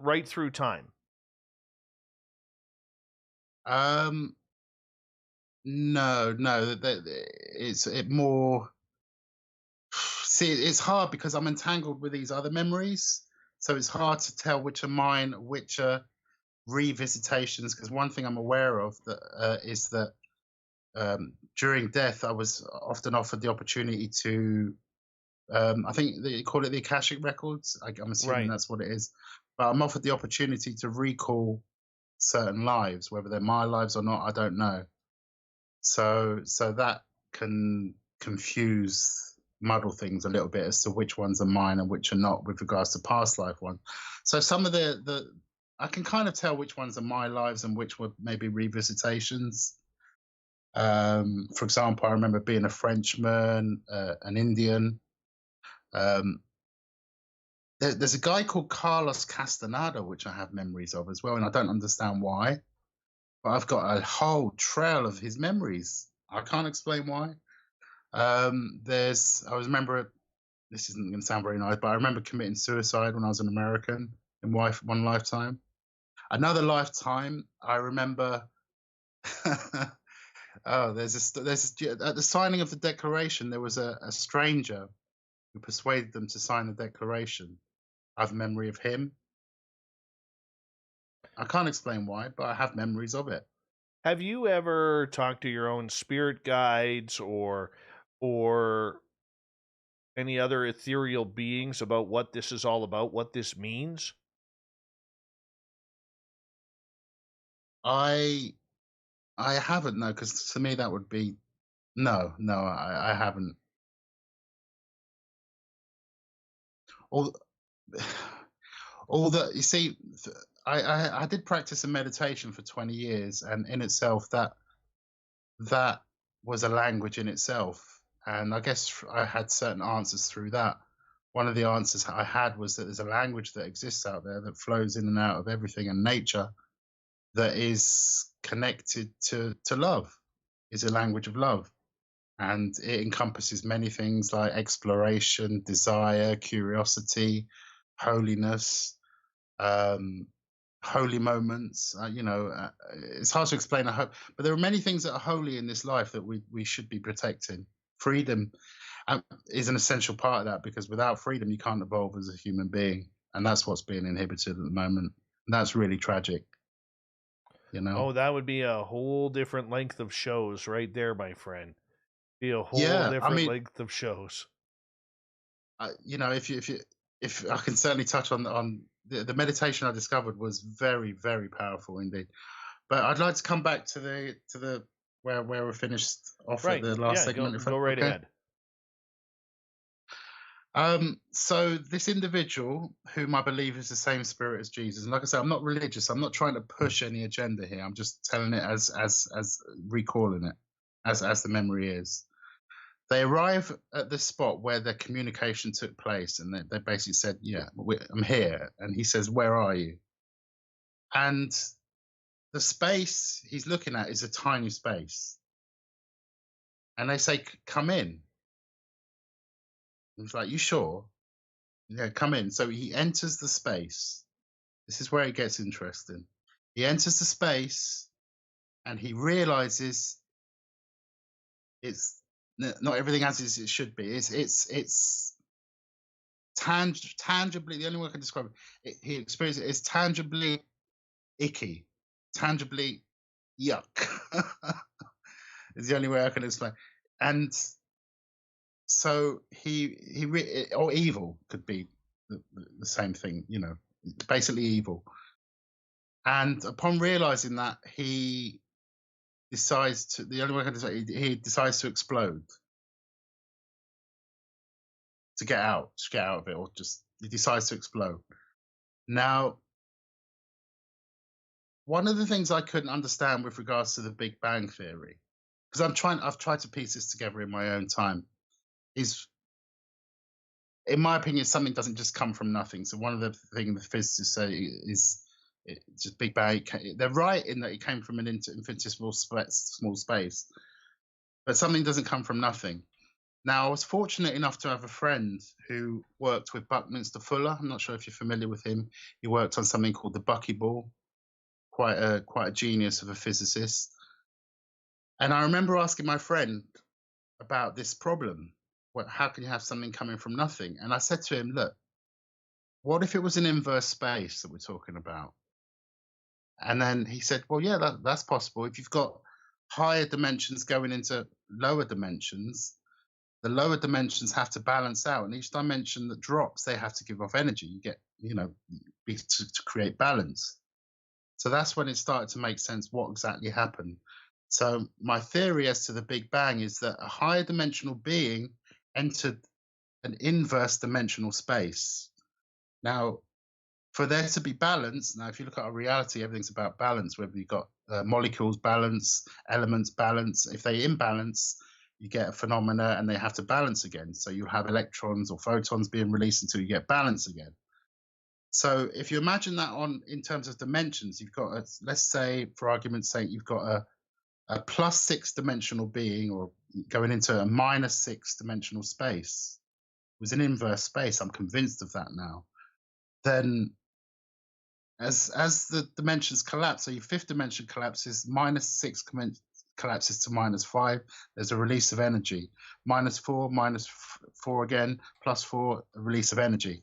That's where you get the energy from the Big Bang. That's how it happened. And I'll put that to any physicist out there. The Big Bang happened because a higher dimensional being entered an inverse space. Now, how did that inverse space come about? That's the other big question. There was a voice emanating from that inverse space, and I believe that voice that met the same characteristics that individual that entered it was looking for was the person who had left the first domain, the first realm, the first heaven. So I truly believe, well, this is a hypothesis, but I believe it to be a strong hypothesis, is that God or the deity that was in that first heaven projected into a mirror, projected themselves into, it's hard to explain, into an inverse space, basically. So by looking into a mirror, maybe they projected into a mirror, that would have created an inverse space. If that happened, the person that they recognized would have left their body, and the person from the inverse, the deity from the inverse space, would have entered the person that had left. There was an exchange. So the exchange, so basically, his deity that he was looking for was in an inverse space, in an inverse realm of essentially evil. And the reason for its size is because it was inverse. It was an inverse universe, literally. Does that make sense so far? Kind of does. It kind of does. Yeah. So, I mean, I'm not going to lie. I'm struggling with it, but I'm trying to get it. It did start from the Big Bang, but there was something before it as well. You know, that's important to emphasize. There was something before the Big Bang, but we exist in a universe. Outside of that universe is deep space that goes on, as far as I know, forever. Right. But if you want to know why there's not been any divine intervention, why people say God, you know, why? Because I believe God is in this universe. You know, I have to, from that memory, I have to believe that the reason that the first angels left is because the deity that they knew wasn't their deity. It was an inverse deity from the inverse space where an exchange took place. Yeah. Okay. So how clear are these concepts to you? Like, can you recall them clear as day, or are they just little snippets that you get? The furthest back, which is when they leave the first realm because something's wrong, is a snippet. Okay. The entering the minuscule inverse space is really clear, and the panic, the tangible panic of, what the hell's going on? Damn, this is horrible. Bam. And the same entity that entered that inverse space has also been through several singularities. So that was the first yuga, if you like. But I recall the same, and along those lines, I recall that person talking to. Okay, so in one of the memories, they're actually talking to an AI cube after a singularity. So it seems that this universe singularity has happened at least two times, maybe 3. Okay. But that we're absolutely, according to this memory, we're absolutely existing in another space. So the universe is held in deep space, and deep space, as far as I know, it goes on forever. which And is I believe that scientifically proven. They don't. I don't know. Yeah, they don't know where the end of space is. Yeah. Well, it's certainly not within this universe because we're held in space. Like imagine deep space is the ocean, and we're a ball in the ocean, basically. Yeah, and there's sharks and out there. I actually had not quite an out of body experience, but an astral experience when I was hovering between sleep and wakefulness. And I remember projecting out as far as I can, right? Just kept going and going and going until I hit a membrane. And then on the other side of those membrane was I passed through this membrane, and I believe it was a two-dimensional membrane. And then on the other side were just polka dots, just lit like dots spaced in polka dots. I can't explain why, but I believe the skin of this universe might well be a two-dimensional skin. Honestly. Let me ask you this, and this was brought up due to Pedro in our chat room. Do you think what we're doing right now is living in parallel realities?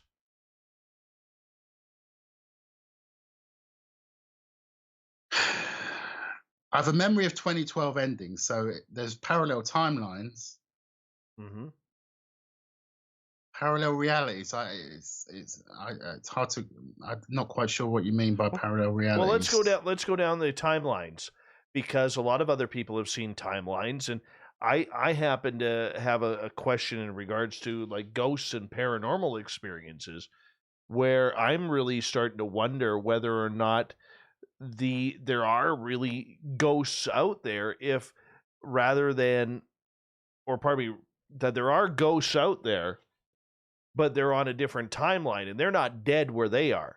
They're showing up in our timeline as ghosts, but maybe we're showing up as ghosts in their timeline. Right. Well, depending on your level of energy or your frequency, you will see different things. So if you see, you'll hallucinate often on a higher vibration, even on a lower vibration, you'll see different things. So yeah, there are things even in your own room that are there that you wouldn't see unless you're in a different state of being. Whether that can be classed as layers of realities. I suppose you could say, yeah, there's like we live in an onion and it's layered. Yeah, quite possibly. How we escape that onion is another question, but I don't know. It reminds me of. So I was just thinking of The Matrix there, where that film, The Matrix. There's a line in there that comes to mind. I've got it here. The Architect. Where the architect, you remember when Neo goes into the room and he meets the architect? Yes. And the architect says to him, "Your life is the sum of a remainder of an imbalanced equation inherent to the program in the Matrix." Now that analogy sounds like the person who entered the Matrix, or the inverse space, is the Neo, if you like.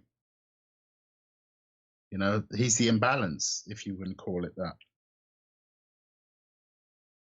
Okay, so for you traveling through and learning all of these different timelines that you have been able to figure out or see thanks to an entity who took you there, do you believe then in the idea of reincarnation?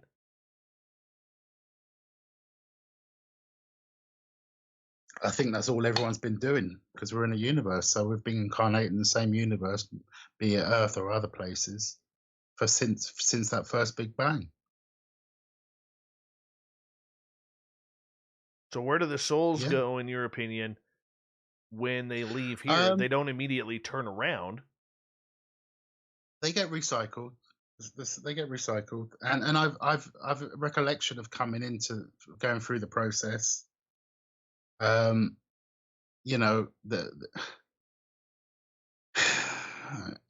don't. I mean, this is a very sensitive topic, and unfortunately, I think that there are mechanisms in place to ensure that you've got more work to do, business, you've more work to do, you need to go back and things like that. It's so, I think this isn't a reality of density, and there are kings of this domain that thrive on its density. So in their interests, by keeping us here, they're able to use us as fuel.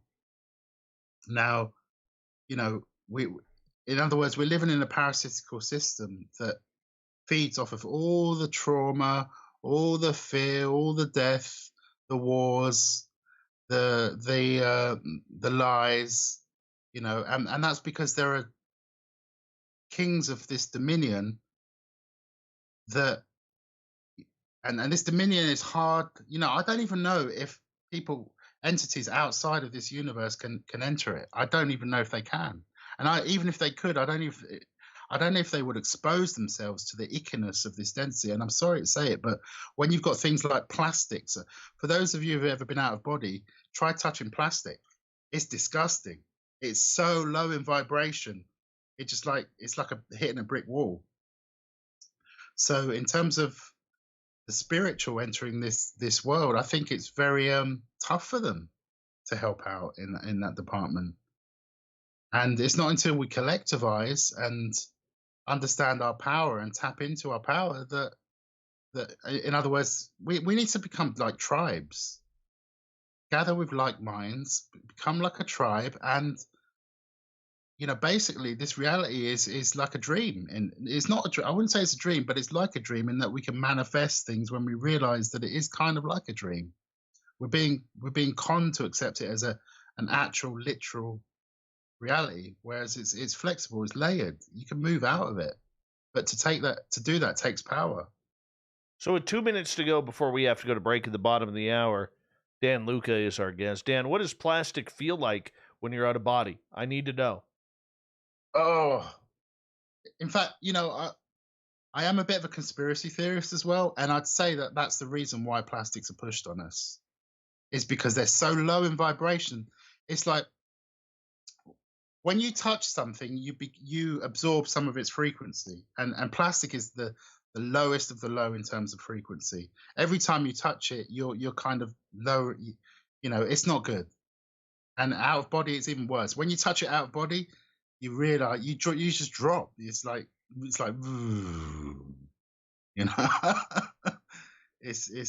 horrid, and we shouldn't.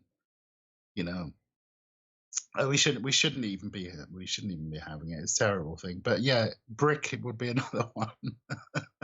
Anything like brick is like, it's there's a lot where we shouldn't be doing that we are doing, and I wish people would understand that there's so much more to discover. I went on a journey of discovery for over 20 years, tapping into the unseen. And there's so much that we can learn if we trust in each other and trust that we have a power that's untapped and unrealized that the ancients knew about. They knew fully well about this magic. It's kind of magic, yeah. Interesting. My friend, I'm going to get you to hold on right there, because when we come back from the break at the bottom of the hour, I want to get into aliens and UFOs with you, because I know you've had a number of experiences that way, and I'm curious to see what path you're going to take us down when we get into those creatures coming from space. That's all I got to say, because it's going to be interesting. So far, an interesting and great conversation tonight with Dan Luca, paranormal experiencer. Yeah. Do you know your lifetimes? Do you know how many times you've been here? Let us know. Space Out Radio continues right after this.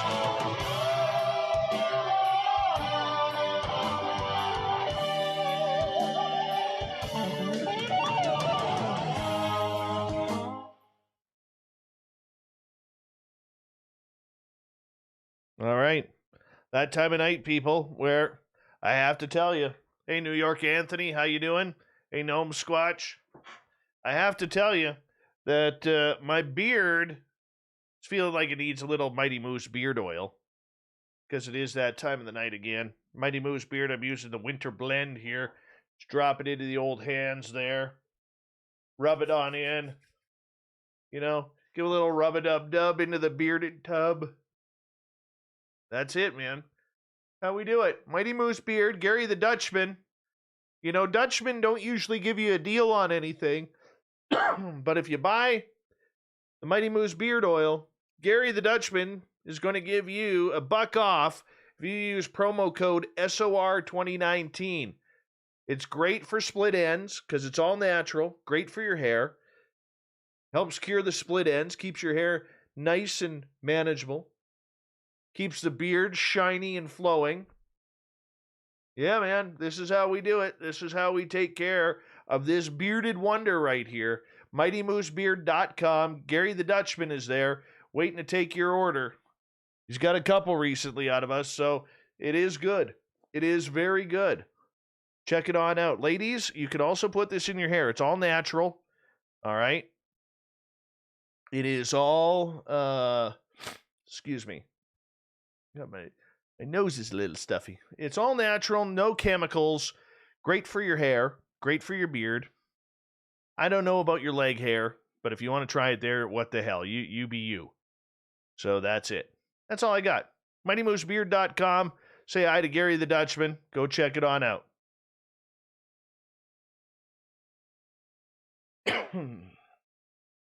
Yes, I am withdrawing from caffeine. Yes, withdrawing from caffeine.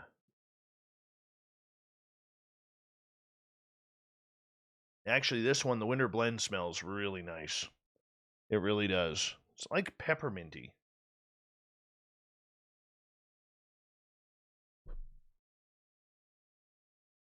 You're welcome, Gary the Dutchman.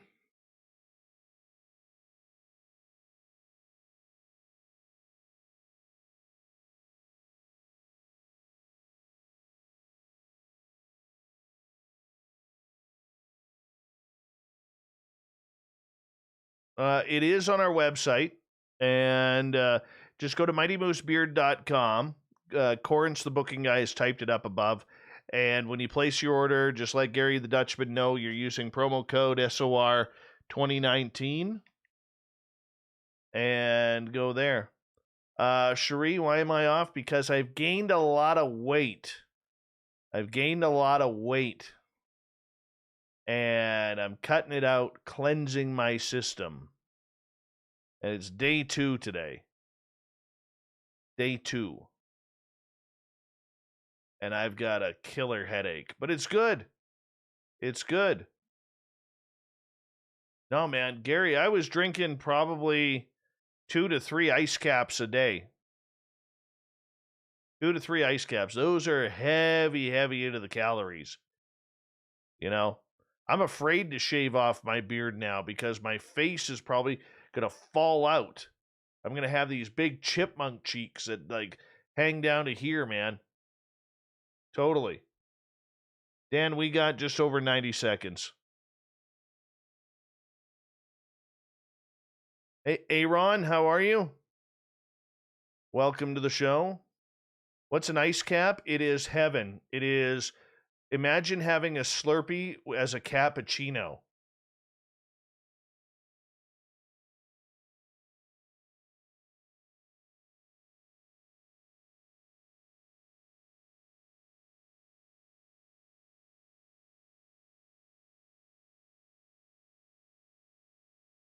I'm bringing myself off the caffeine. That's what I'm doing. Yes, Alaska's greatest athlete. Next time you travel over to Whitehorse, go to Tim Hortons and order an ice cap. You will be thankful. You will love me forever for introducing that into your life.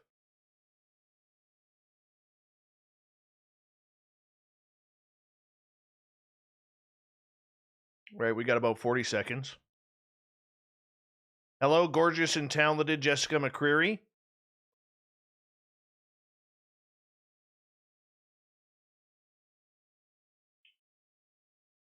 Big thank you to Mike Walden, Jacques, and Bigfoot Rob for the super chats. Big thank you to everyone who's given us a thumbs up and down so far tonight. And of course, our new subscribers, don't forget to hit that subscribe button if you are new. Here we go, everyone, as we are going to get going with the next half hour in 5 seconds.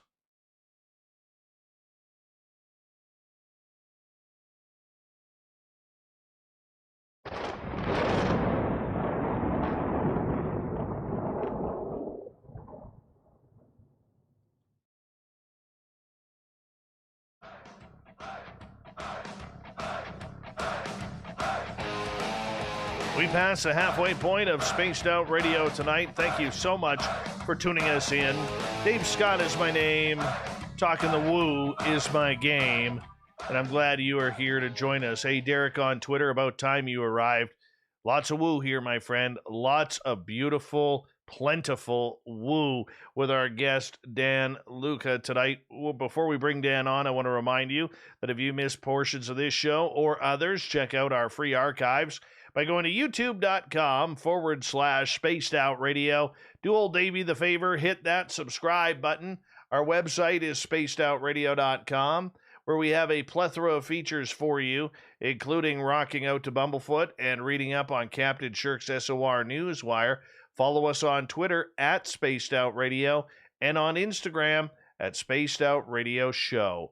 We continue on tonight with Dan Luca, and we're going to get into some UFOs, aliens as such, as Dan is an experiencer of a lot of really cool, weird things that's happened to him in his life, and it's put him on a journey of a lifetime trying to solve his own personal mysteries. Dan, welcome back. Thank you, Dave. Good to be back. When did the aliens arrive? When did the aliens? Well, the main experience I had with the aliens was as a child. Like I said, I presume they were aliens. I don't know what they were. These thin, spindly, translucent things. After that, there was an occurrence when I was in Bournemouth. It was in about my 20s. And I was on the beach chatting to some friends. I was in a very, very heightened state of energy, if you like. So much so that I was feeling quite uncomfortable. And I remember recollecting that where people were standing was relevant because it kind of eased my discomfort, like channeling the energy that was pushing out. So you could say I was having a kind of Kundalini experience at the time, for those that are familiar with it. And I looked behind me over the sea, and a light started to appear. Just started going from right to left.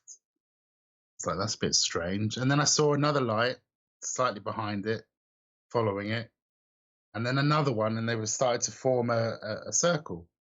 And then another one.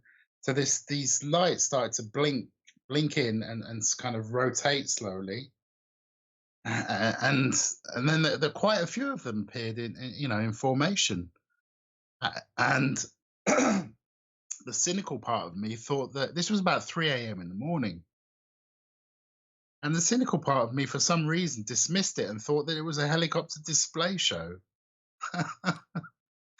I don't know why I thought that, but whether I was high or something, I don't know, but I just dismissed it as a helicopter display at 3 a.m. But it was only later on I found out it exactly matched what the people in Phoenix, Arizona, the Phoenix, Arizona lights. When I saw a video of that, I was like, that's it. That's exactly the same thing that I saw. Was it as big? So, what, sorry? Was it as big as Phoenix? It appears to be. Yeah, oh yeah, it was a big circle it was forming. Like I say, going from as I was looking at it, going from right to left, rotating clockwise.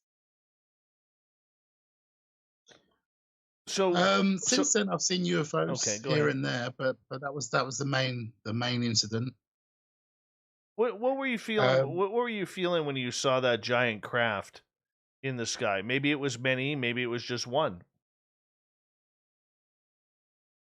I wish I'd looked closer. I don't know why I dismissed it so easily. I wish I had looked closer. I guess I didn't really know about UFOs then. This is back in about the year 2000 roughly. So I didn't really even know what UFOs were. So I couldn't make the connection.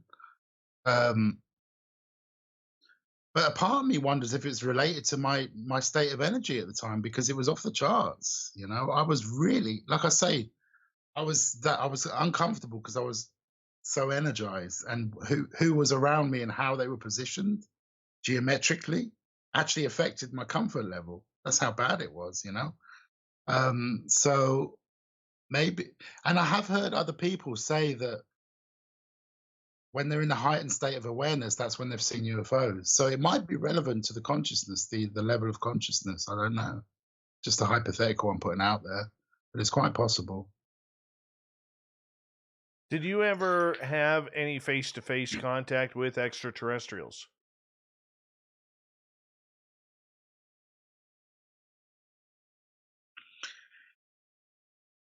No, but when I close my eyes, I see images of greys.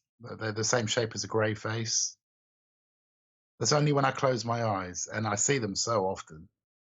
I don't know whether that's just a phenomenon of the eyelid or something, but I do see images of entities when I close my eyes, but not face to face. No, I have a memory of an entangled memory of an alien that had crash landed.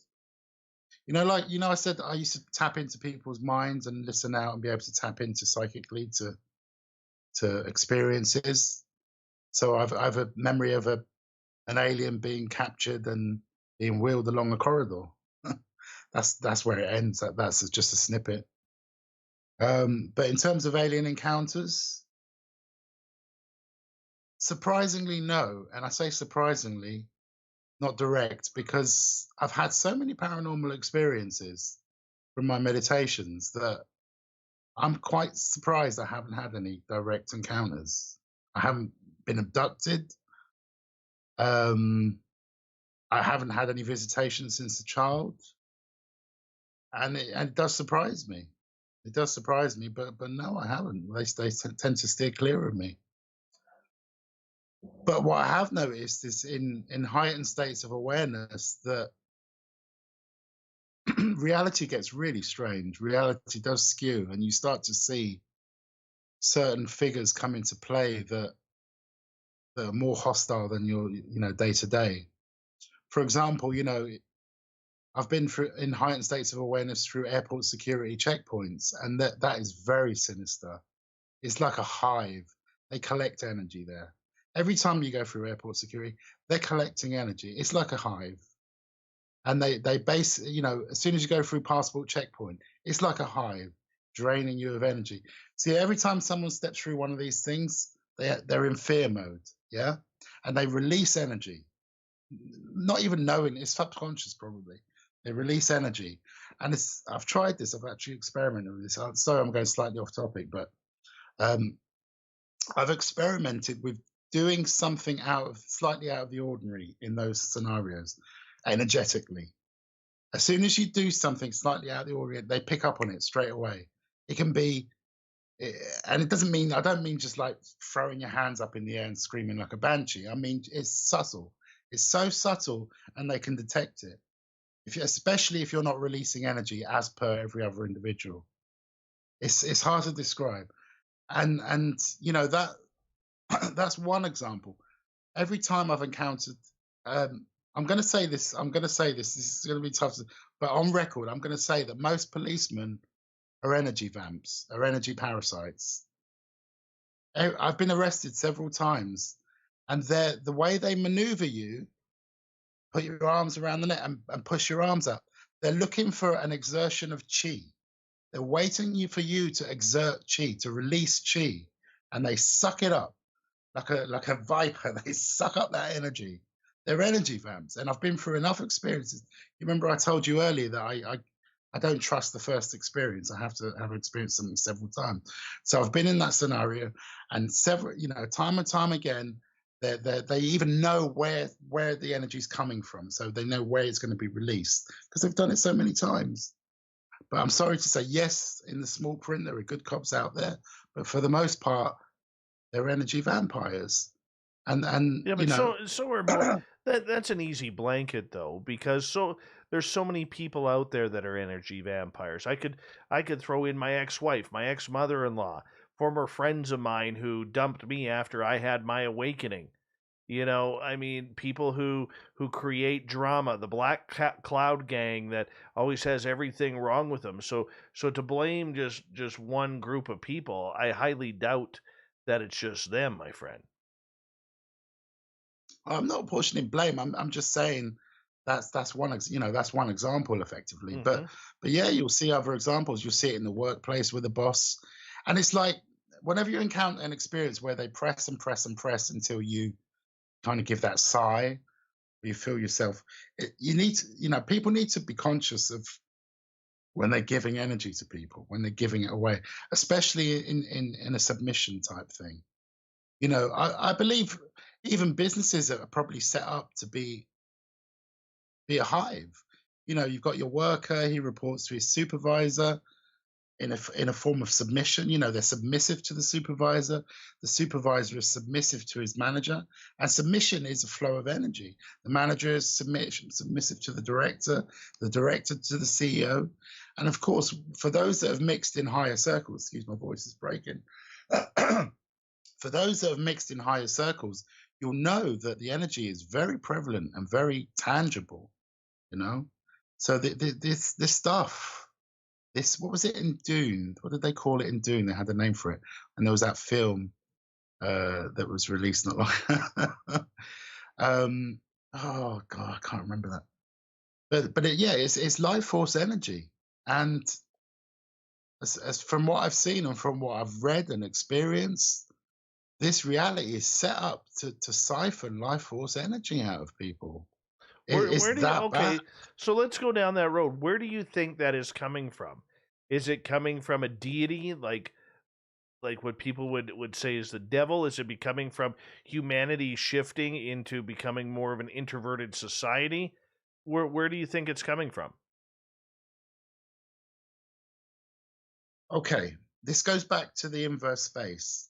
So understand that the space we're in, those that are in control of it, the kings of this dominion, are entities that feed off of inverse energy, inverse life force. So a mind should be expanding, not contracting. So the name of the game is to force your mind to contract, because when your mind's contracting, you're giving more energy, you see. So this is why we see mechanisms of fear and submission and loss of freedom, is to contract the mind. So you understand that reality is about contractive energy, micro. So every time you're looking at your phone, every time you shop for a pair of shoes, your mind is going to micro. It's collapsing. It needs to be expanding. And every time you find yourself, your mind contracting, that's an example of releasing of energy, releasing of life force. When you listen to Pink Floyd, your mind is expanding. Amen. Long live Pink Floyd, man. That's what's fueling the system. So that's why. So if you understand the mechanisms, you look at what's going on, understand that it's to create contraction energy, collapse. Because as long as the reality's in collapse mode, it can't be interfered with in a way. It's like a protection thing as well. So not only are they getting the energy from us, but it's also making it harder for other entities maybe to come in and help, you see. All right. So how do you practice your mind expansion in order to understand all of this? That's a good question.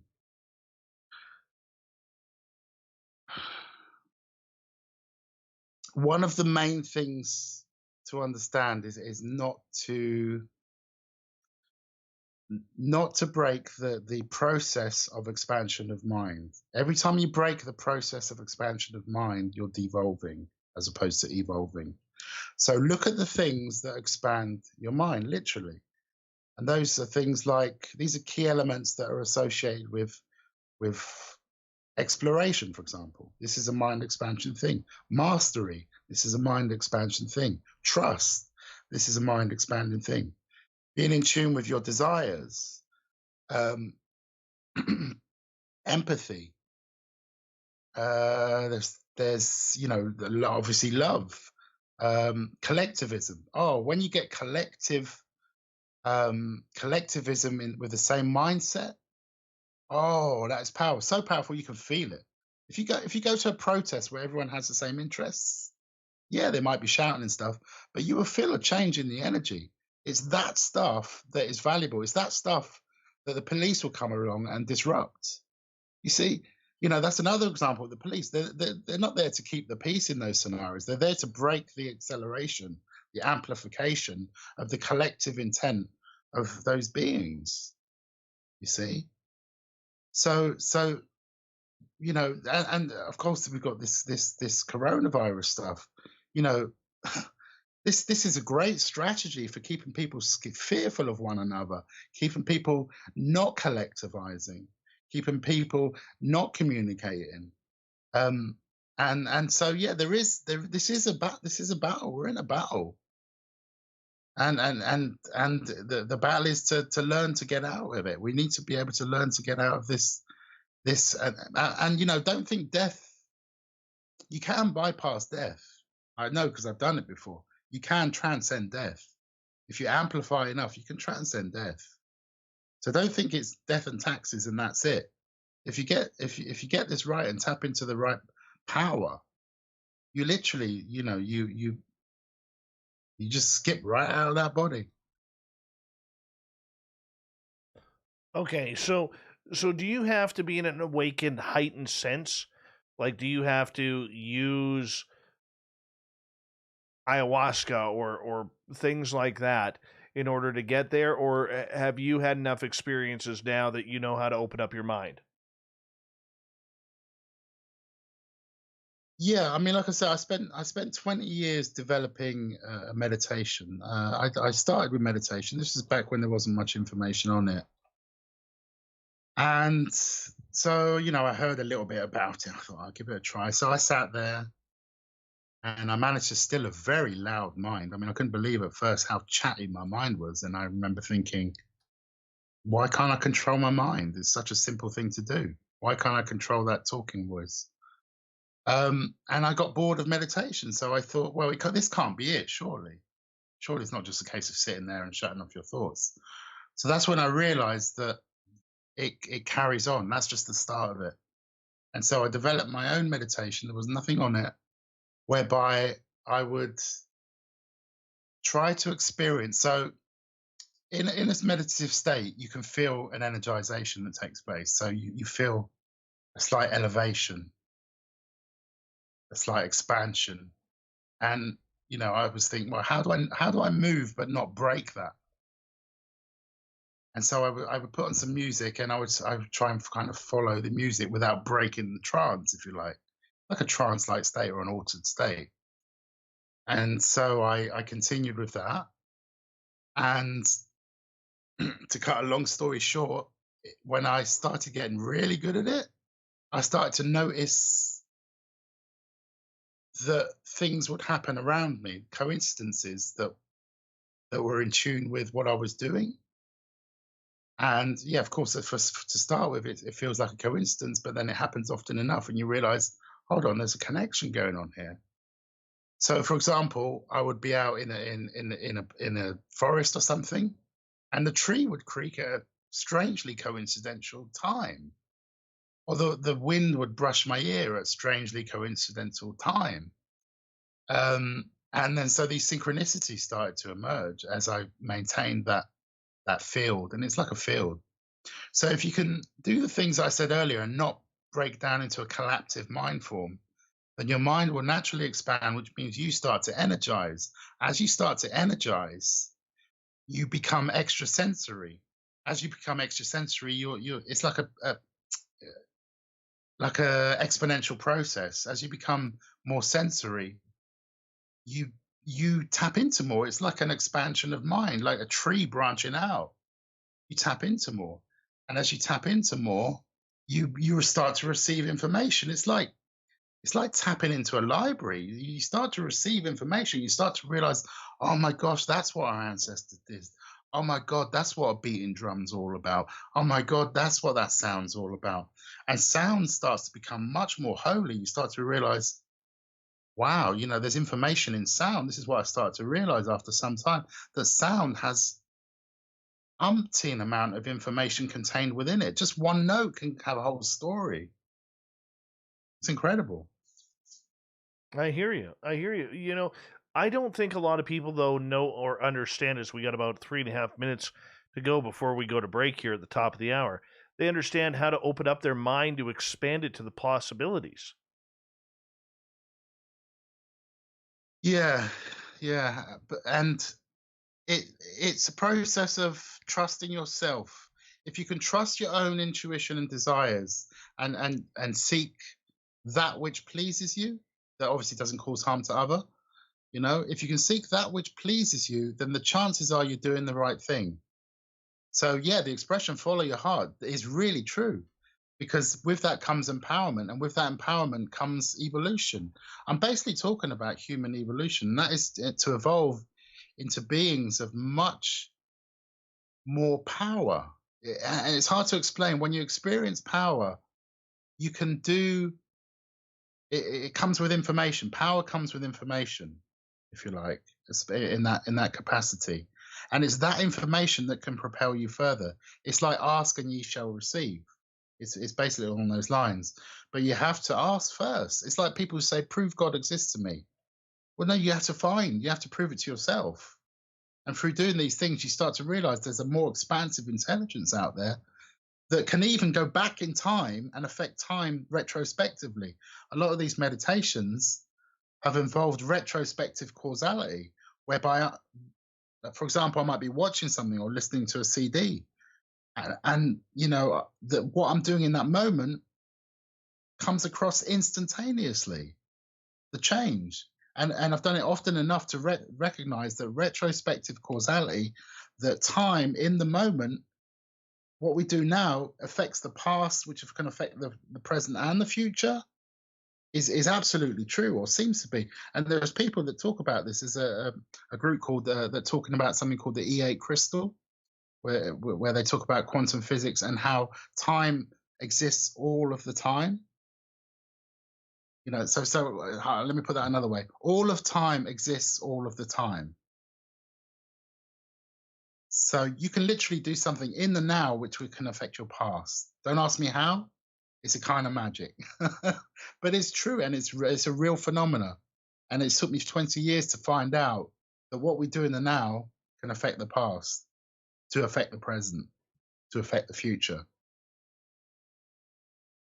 True that, but when you're opening up your mind, as we got about a minute to go here, when you're opening up your mind has places that it could take you that could be very scary too, if you're not ready for the reality. Yeah. And sometimes the scariest part is the holiest part, when you have holy moments where you realize something is profoundly holy. Like I say, it can be anything. And you have a respect for the history that is behind that moment. And that's incredible when that happens. But it gives you such knowledge and knowing and humbleness. It makes you very humble sometimes. But it's out there to be discovered.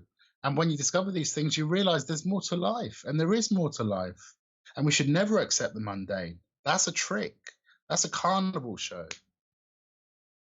All right, my friend, I'm going to get you to hold on right there, because we have Dan Luca for another 30 minutes here on Spaced Out Radio when we cross over to the third hour of tonight's show. Interesting indeed, the experiences of the mind. Could you handle it?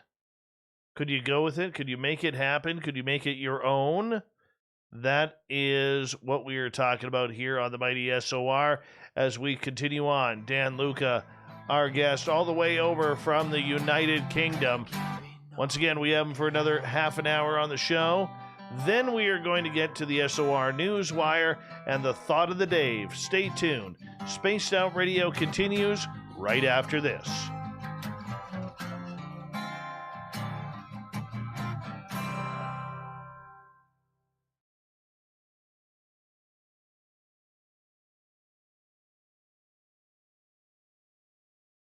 All right, my friend, I'm just going to run my dogs out. I'll be right back, okay? Okay, I'm just going to fix a drink. Cheers. Yep. And check out Cryptid Tales, where I will take you on a journey into some of the strangest legends and lore from around the world, relaying the stories to you of the strange creatures and experiences that people have had throughout time. You can find Cryptid Tales at youtube.com/spacedoutradio. And while you're there, don't forget to check out our free archives and leave a comment. See you there.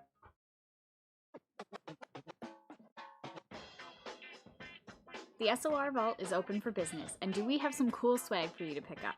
All you have to do is head over to our website and click on the SOR Vault. You have a variety of cool logos to choose from, and put them on anything you want. T-shirts, hoodies, hats, coffee mugs, you name it, we can get it to you. So do your shopping by supporting the story you love. Get your Spaced Out Radio swag at the SOR Vault today.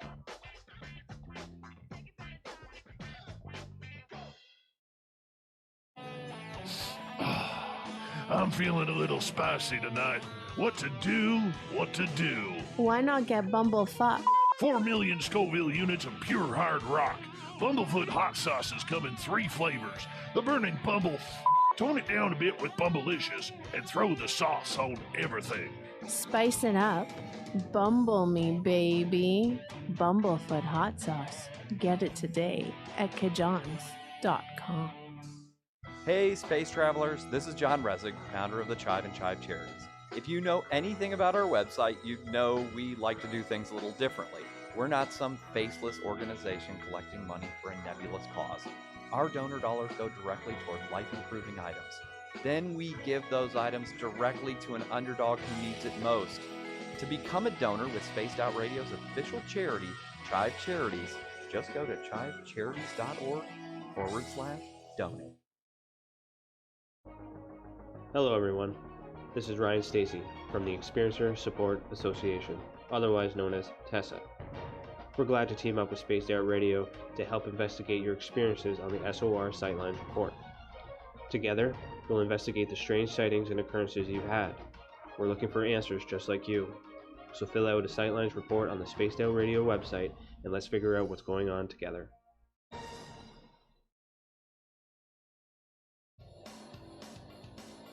We all know on Spaced Out Radio we love a good beard and mustache, so why not take care of your facial hair with Mighty Moose Beard Oil? Made in Canada, we're taking care of beards and stashes around the world.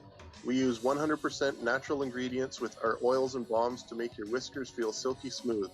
Use promo code SOR2019 at MightyMooseBeard.com today.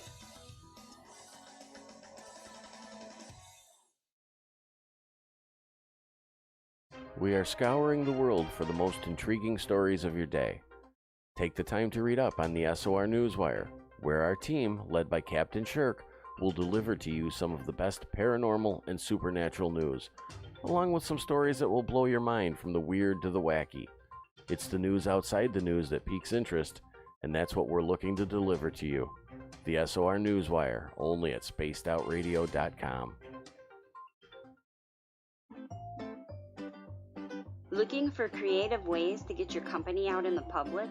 How about advertising on Spaced Out Radio? Our sales department is waiting to hear from you, and we can work around any budget. From commercial spots to banners to special promotions, there are many opportunities to get your name and product out to our SOR listeners. For a price guide and more information, please contact us at sales@spacedoutradio.com. Hello, space travelers. It's me again, Carl. Don't forget to join the Space Travelers Club for just $5 a month and follow Spaced Out Radio on Twitter @Spaced Out Radio. Our Instagram, Dave Scott SOR. Our Facebook page is Spaced Out Radio Show. Our archives are free at youtube.com/Spaced Out Radio. Come woo it up with Spaced Out Radio today. Bye! Hello, this is your guitar man, Ron Bumblefoot Thaw, and I have to tell you, I love the response I get for Little Brother is Watching from Spaced Out Radio fans. It's amazing how music can inspire and make people think deeper about what's going on in the supernatural world. You can head over to my website. All right, we're back.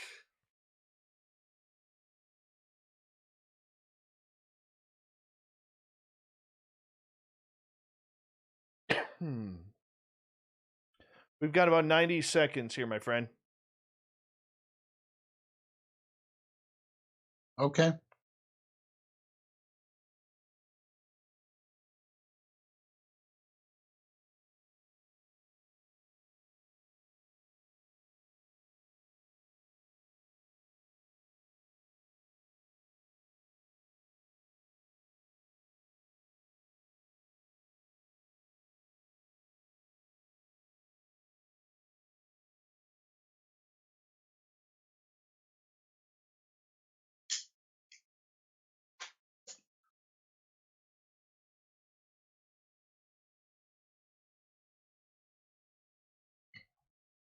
My level's okay. You're Right. sounding beautiful. Sounding beautiful. A big thank you once again to our YouTube crowd, Mike and Jacques and Bigfoot Rob for the great super chats tonight. Thank you so much for your love and support of this show. Thank you to all our new subscribers and to everyone who's hit the thumbs up, thumbs down. We really appreciate the love. Thank you so much. We're going to get going here in about 10 seconds, everyone.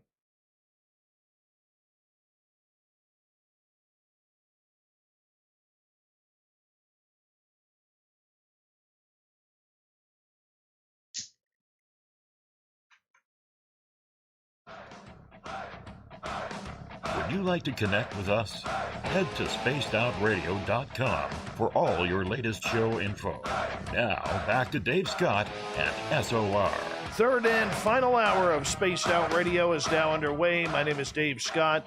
Thank you so much for taking the time to join us. We really do appreciate earning your listening ears. Hello to everyone listening in on our terrestrial affiliates around North America, digitally on TalkStream Live, Revolution Radio, and KPNL. All of our archives are free for you by going to youtube.com/Spaced Out Radio. Just do me the favor, hit that subscribe button.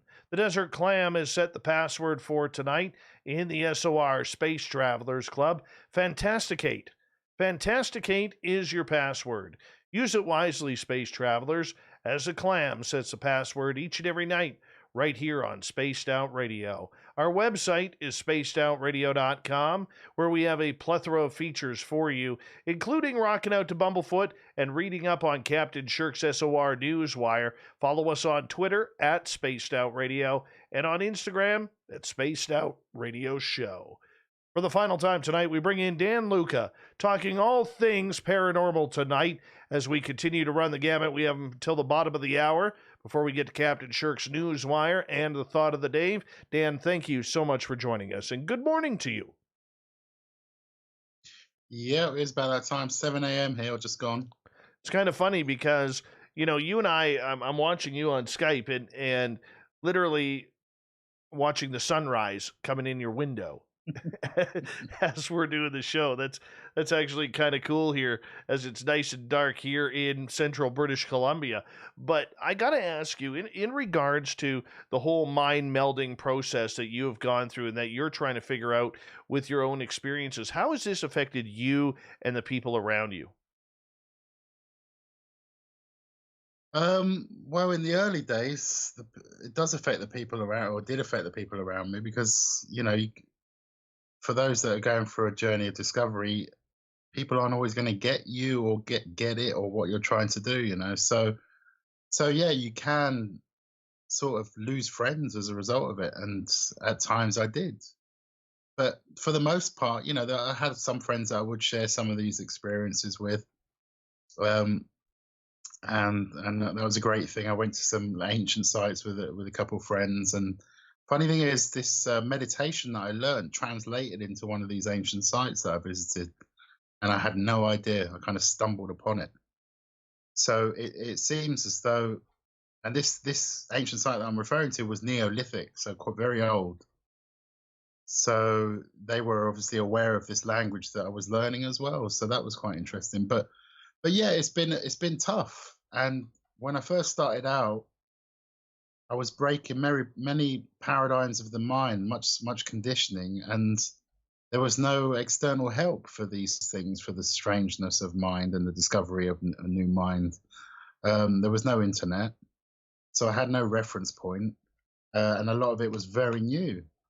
You know, when you do start to experience things for the first time that aren't or have never been explained to you, it can get scary. It can get really scary. But it's a process, it's a journey, and what doesn't break you makes you stronger, right? So yeah. Very true on that. Very true. How have you developed for your own intuition, with your own abilities to try and figure out what steps you take to figure out these mysteries you've gone through?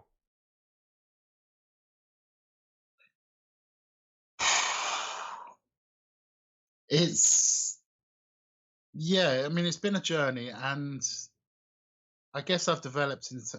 I've taken my meditation as almost 99% of the way that I can, and I stopped at the last moment, which I believe was to punch out of this reality. And I shouldn't have stopped. I did it out of fear. You can't do that. You cannot.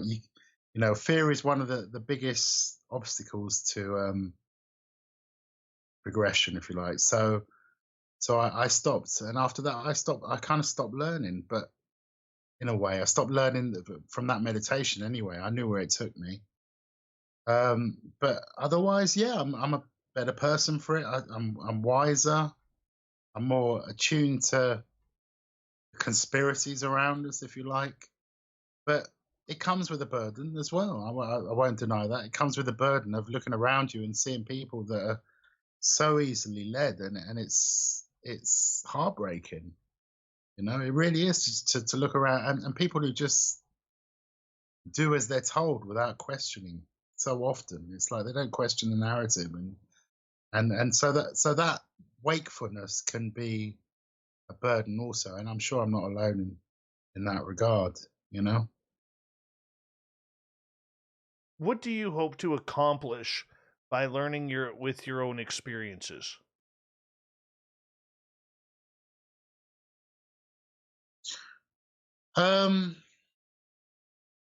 That's a really tough question to answer. What do I hope to accomplish? Well, to escape this reality eventually. I think that's it. I'm fed up of incarnating. And I know I'm not alone in that, but people just don't remember their previous lifetimes. But we've all been at it. We've all been reincarnating. I'm not sure. I'm not sure how I'm going to escape it, but I think that has to happen. It happens. Or this treadmill, this mouse wheel going round and round it's got to end sometime. And that's what I'd like to see happen.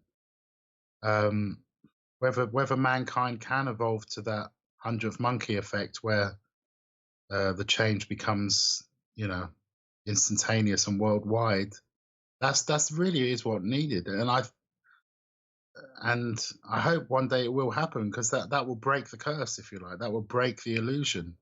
And we are in an illusion of sorts that is set up to distract us from that which we should be doing. And I'm distracted as well. I'm not doing the things I should be doing as well. I'm at a time in my life now where, I need more. And I've become isolated, and this isolation isn't helping. It's not good. And to see that everyone is going through it as well, yeah, I understand that, but it does sadden me in a way, because it's just setting things back a little bit. And I know you don't like to talk about politics, but it affects us. It affects us every day. Their policies affect what we do. So yeah, I'm trying still. I've learned a lot along the way, I would like to. I think I would like to start teaching this meditation for those interested eventually, because it's so powerful. So take us through that meditation. What do you do? It's for those that do meditate. It's an expansion of the meditative process. So for those that meditate without, they still their mind. Once you've stilled your mind, it's a process of moving in combination with that which is in your environment, with that around you. So that's what I did for the 20 years. it's a process of not breaking the bubble, if you like. So don't break the bubble, and move and respond, react to your environment. And that way you kind of enter a flow of sorts. So, for example, if put on some music that doesn't have any lyrics, listen to the sounds, and try and emulate the sounds. It's like like an empathy of sorts. Empathize with the sounds and move without breaking your energization, without breaking the spell, without breaking the trance. Much of this is like trance-like. So you enter a trance. There could be a trigger. Use a trigger to enter the trance. Could be deep breathing, anything like that. And what I started to notice as I developed this process, call it like intuitive Tai Chi. That's a good way of putting it. So for those of you familiar with Tai Chi, it's like intuitive Tai Chi. And as you empathize with the sounds around you, you start to understand the language of the sounds around you. And that starts to translate in movement. As you emulate the movement, as you move with the movement, it seems to gather energy for some reason. It seems to amplify. You go through a process of amplification. So like I said, I started doing this, and then I started to notice that sounds would respond. And I was like, that's curious. So I carried on with it. The sounds would respond. And then one day I was brave enough, courageous enough to transmit, to question the sound. And then I got feedback. So I carried on that process. Instead of becoming the receiver, I became the transmitter as well. And then I started to get a bit more brave, and I started to put various mediums on. So I'd put a concert on, or just have TV on in the background. And then I would get synchronicity from both the sound playing on my CD or something and what was on the television. And then I went outdoors to try and put this into practice. I remember I was in Leicester Square one day, and I thought, I'm gonna give this a try. I'm gonna try this language that I've learned. And so I started walking through the crowd. It was packed. This is Leicester Square, absolutely packed day. And I started walking through the crowd with this, using this language. And it's a language of flow, like I said. So every brush against the shoulder, I would react to it and move accordingly. Very strange. I know it sounds very strange, but bear in mind I was testing it at the time. So I had my eyes closed and I was moving with the sound, swimming in the sound and moving accordingly, reacting accordingly. And it worked. Lo and behold, it was like falling into a womb of sound and movement, and it worked. And the last thing that happened was a hand on my shoulder by a policeman. Not my shoulder, on my chest. I had a thump in the chest, opened my eyes, and it was a policeman. But I proved to myself that this language exists, and you can see it in dance. If dance is being done correctly, it's in flow. It's in that language often. It's like you can watch someone dancing and they make a wrong move, and they've made a wrong move, even though you don't know the choreography. That's an indication of something in flow and out of flow. So there is literally this language that is out there, that in sound, that has information, that has energy, and that can affect time. So as I got deeper and deeper into this thing, it would react. So the only way, because I can't explain retrocausality in nature. So yeah, I could do this in a forest or in wilderness or something, and the wind and the creeks and the birds and the things, they would be in sync with it somehow. It's like they pick up on psychic energy. But the retrocausality can only happen with a medium that's been recorded in time. So that's why I said things happen retrospectively, if you like. So I would listen. I remember one time I was doing my meditation, and I slipped up. I fumbled, and I was listening to a concert, a live concert, a recorded live concert, and the guy playing the piano miskeyed in that instant. And I thought, that's odd. I thought the CD had jumped, so I kind of ignored it. And then I was doing, and I broke the flow again, and he miskeyed again in that instant. And again, I thought the CD had jumped. It's not until I watched the concert like years later that I realized that there was no CD skipping. He actually made an error on the key at that exact time. And the same way that when I would listen to some CD music, it would it would react to what I was doing. And I know this sounds completely mad and off the charts, but whatever I was doing was causing. I've done it enough times to know that somehow the sound was reacting in that instant accordingly. It's hard to explain. It really is, and it sounds a little bit crazy and off the charts, but I've done it enough times to know it was a real phenomena. And the fact that this ancient site also translated into this language, it's all the stones in this particular place were positioned in this language. Does that make sense? Do you think they were put in English just for easier ability for you to translate? Well, the translation was flow of energy. So for example, at the entrance to this site, there was like a seating area and a kind of walled area. And where you sat and talking to the other person, it made sense. So the positioning of where things were allowed for the amplification of that flow of energy. So it's a language of flow and movement, but it was encoded in this site. It was like an ascension, place of training, if you like, is what I discovered. Right.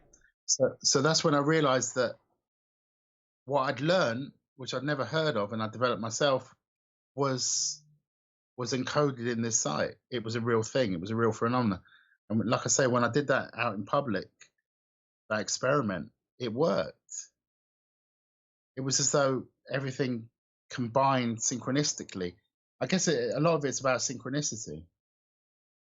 So the language opens the door to synchronicity, and it doesn't matter what sounds you're listening to or reacting to, it synchronizes.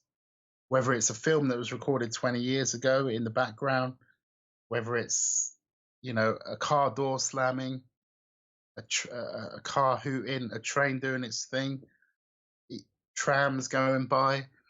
If you're in that state, everything synchronizes to your consciousness. That's the clearest way I can explain it. And I don't know how it's happening. I don't know why I understand why it's happening. It's happening because you're inviting in it. You're putting an invite through your consciousness and your elevated consciousness to that information stream. But it's powerful. It really is, and it's opened the doors to levels of understanding with regards to our ancestry, mm-hmm. and the holiness of some of the things that they practice. Do you astral travel too? Occasionally, but it is quite rare. Occasionally, I used to when I was younger, but not so much anymore. Wouldn't that be a part of trying to figure out the concept of what and the construct of what you were going through?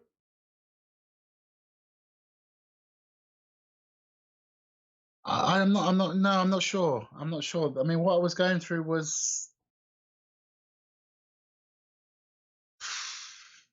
it was a thing unto itself, It was a language unto itself, and I knew where I didn't go right through the door at the end of it. I have done previously because I recall having done it previously, and then I came back out of it. So I did have done it once where I did go all the way through, and I slipped into another reality, and then came back into this one. Out of all the times that you have seen your past lives, what you've gone through, have you ever been shown any future lives that are coming?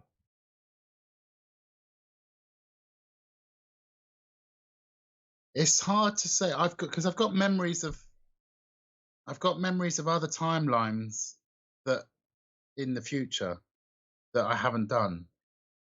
So, for example, I've got a whole memory of moving into a house that I didn't move into. I've got a whole memory of buying a boat that I didn't buy. I've got a whole memory of 2012 ending. As far as I'm concerned, 2012 ended, you know. But I can't explain why I have that seepage of memories. I don't understand how I got from one timeline to the other. It's so seamless. I've tried and I've tried and I've tried to find the exact cross point of the timeline, especially the 2012 one, and I can't. But I know it ended. I 100% I know 2012 ended. Okay. Do you think you're going through your own Mandela effect?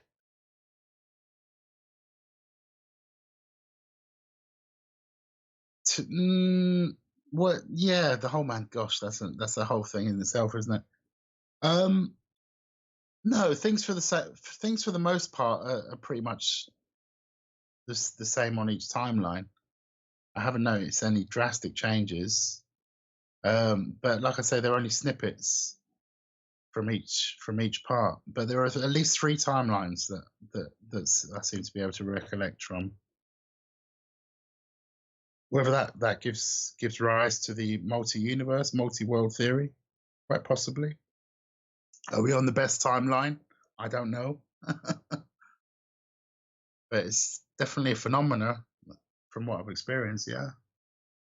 We've only got about 2.5 minutes left with you tonight. And what message would you like to convey to our audience who maybe is starting to have strange experiences?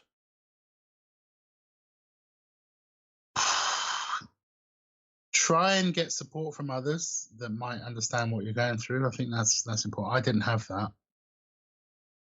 So that would certainly help. But yeah, a journey of discovery can be a good thing. You know, follow your intent, follow your highest joys. Try not to succumb to submission. That's one of the worst things you can do. You know, succumbing to submission, doing something against your intuition. It's like we are wired to know right from wrong. We really are, and we should not be doing the things that hit our intuition. If your intuition's saying, "Hold on, that's wrong," don't do it, even if it costs you getting arrested or something like that. You know, or not. It's like, don't go along with things just because they are the way they are, or try not to, at least.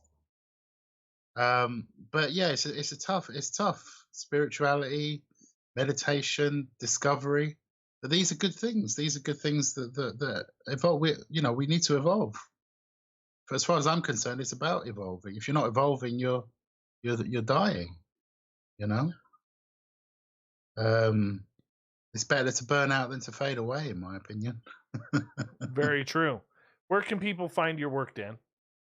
I'm like I say, I haven't really got much of a social presence. I'm not trying to sell any books. But people can get hold of me by email, mailing at email.com, as in mailing address at email.com. That's email with an E. Or I've got Facebook as well. If anyone wants to get hold of me on there, it's Wingman. I use a handle, wing as in WING, and man, MANNE. If someone wants to get hold of me on there, they're welcome to.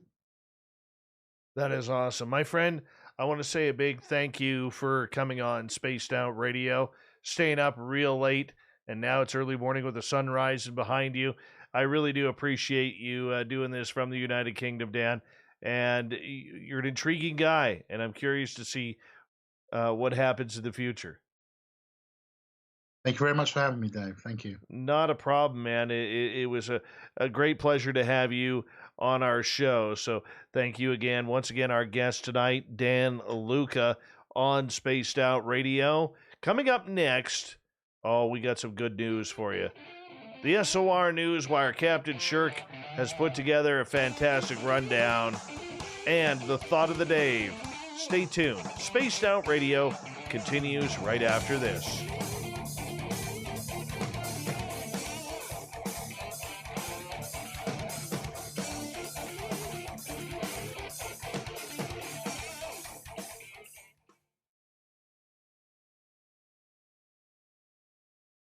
Good job, my friend. Yeah, it was a pleasure to be on. Oh, It was a relief to get some of that off my chest as well. Believe it or not, especially the honestly, Dave, the Big Bang thing is so real. The memory. Oh yeah. I would challenge any physicist to. I don't know why they won't go past before the Big Bang, but that I believe that's what happened, and it would make sense to create the energy, that I was talking about. I hear you. My friend, I have to get going because I have to get the news ready for tonight, but I want to say thank you again for coming on the show, man. Really do appreciate you Thanks for having me. taking the time. No, thanks for having me. Stay in Been a touch. pleasure. Thank you. Bye-bye. Take care. Bye. That was fun. That was fun.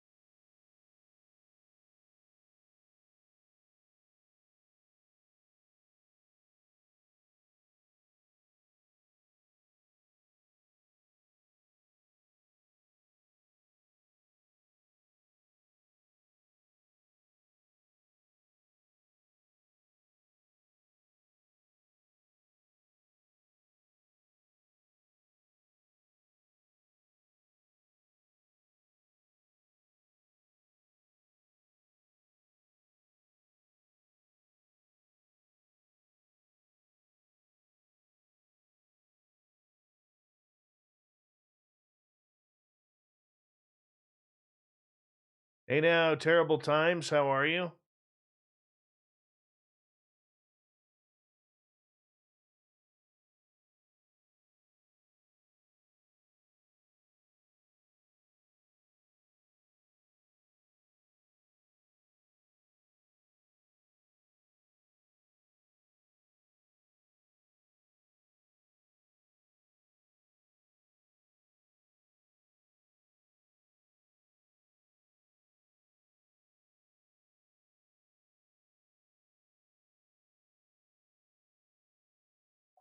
Duke, I did. Just add me.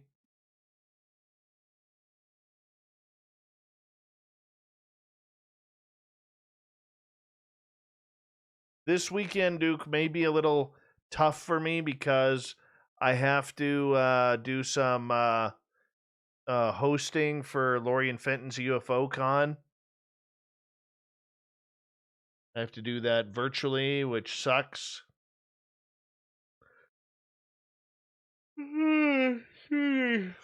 Excuse me, pardon me, excuse me.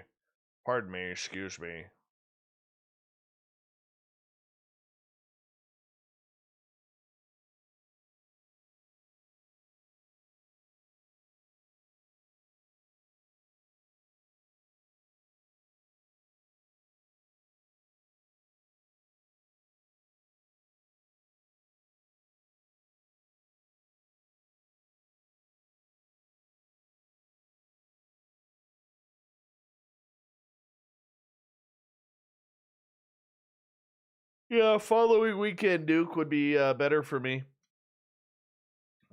Say on the Saturday night.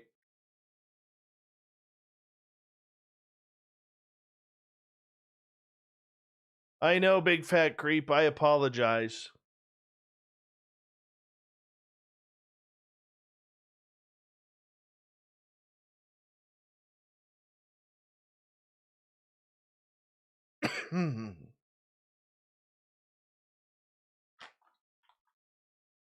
Don't even spell it, Jules.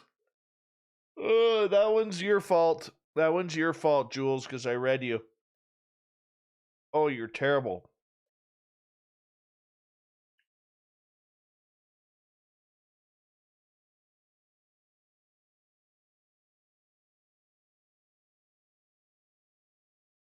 Favorite show.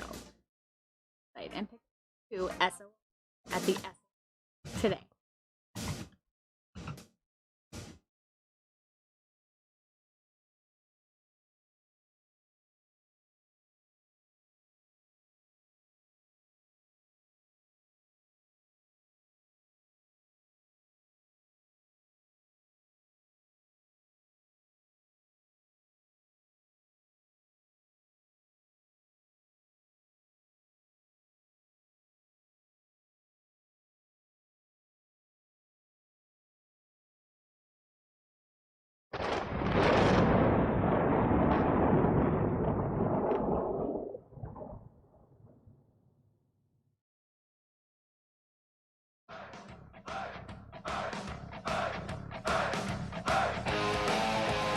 We've rounded third. We're heading for home tonight on Spaced Out Radio. My name is Dave Scott. Thank you so much for taking the time to join us. We really do appreciate it. Want to remind you that if you've missed most of this show or others, check out our free archives by going to youtube.com/Spaced Out Radio. Just do me the favor, hit that subscribe button. Our website, spacedoutradio.com, where we have a plethora of features for you, including rocking out to Bumblefoot and reading up on Captain Shirk's SOR Newswire. Follow us on Twitter at Spaced Out Radio and on Instagram at Spaced Out Radio Show. Speaking of the news, let's do this thing, shall we?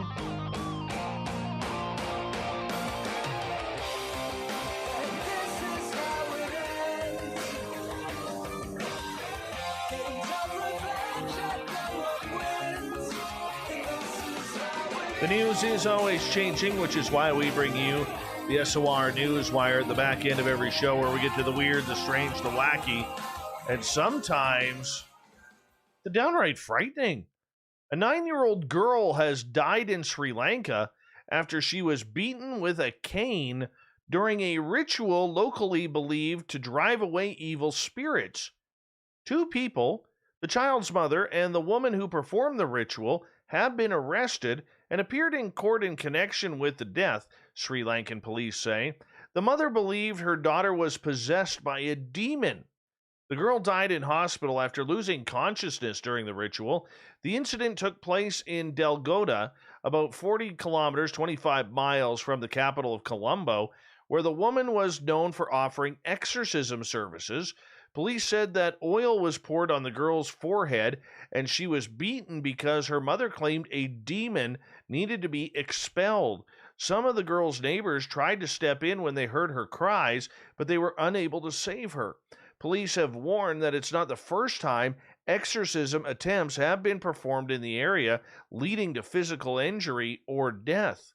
Geez, I didn't think smacking the hell out of someone, especially a child, would get the demons out of them. I think the demons were in the person who was swatting her with a cane. I hope that person gets life. No child deserves that. That is grotesque child abuse. Grotesque. Demons, come on. This isn't a movie in Hollywood.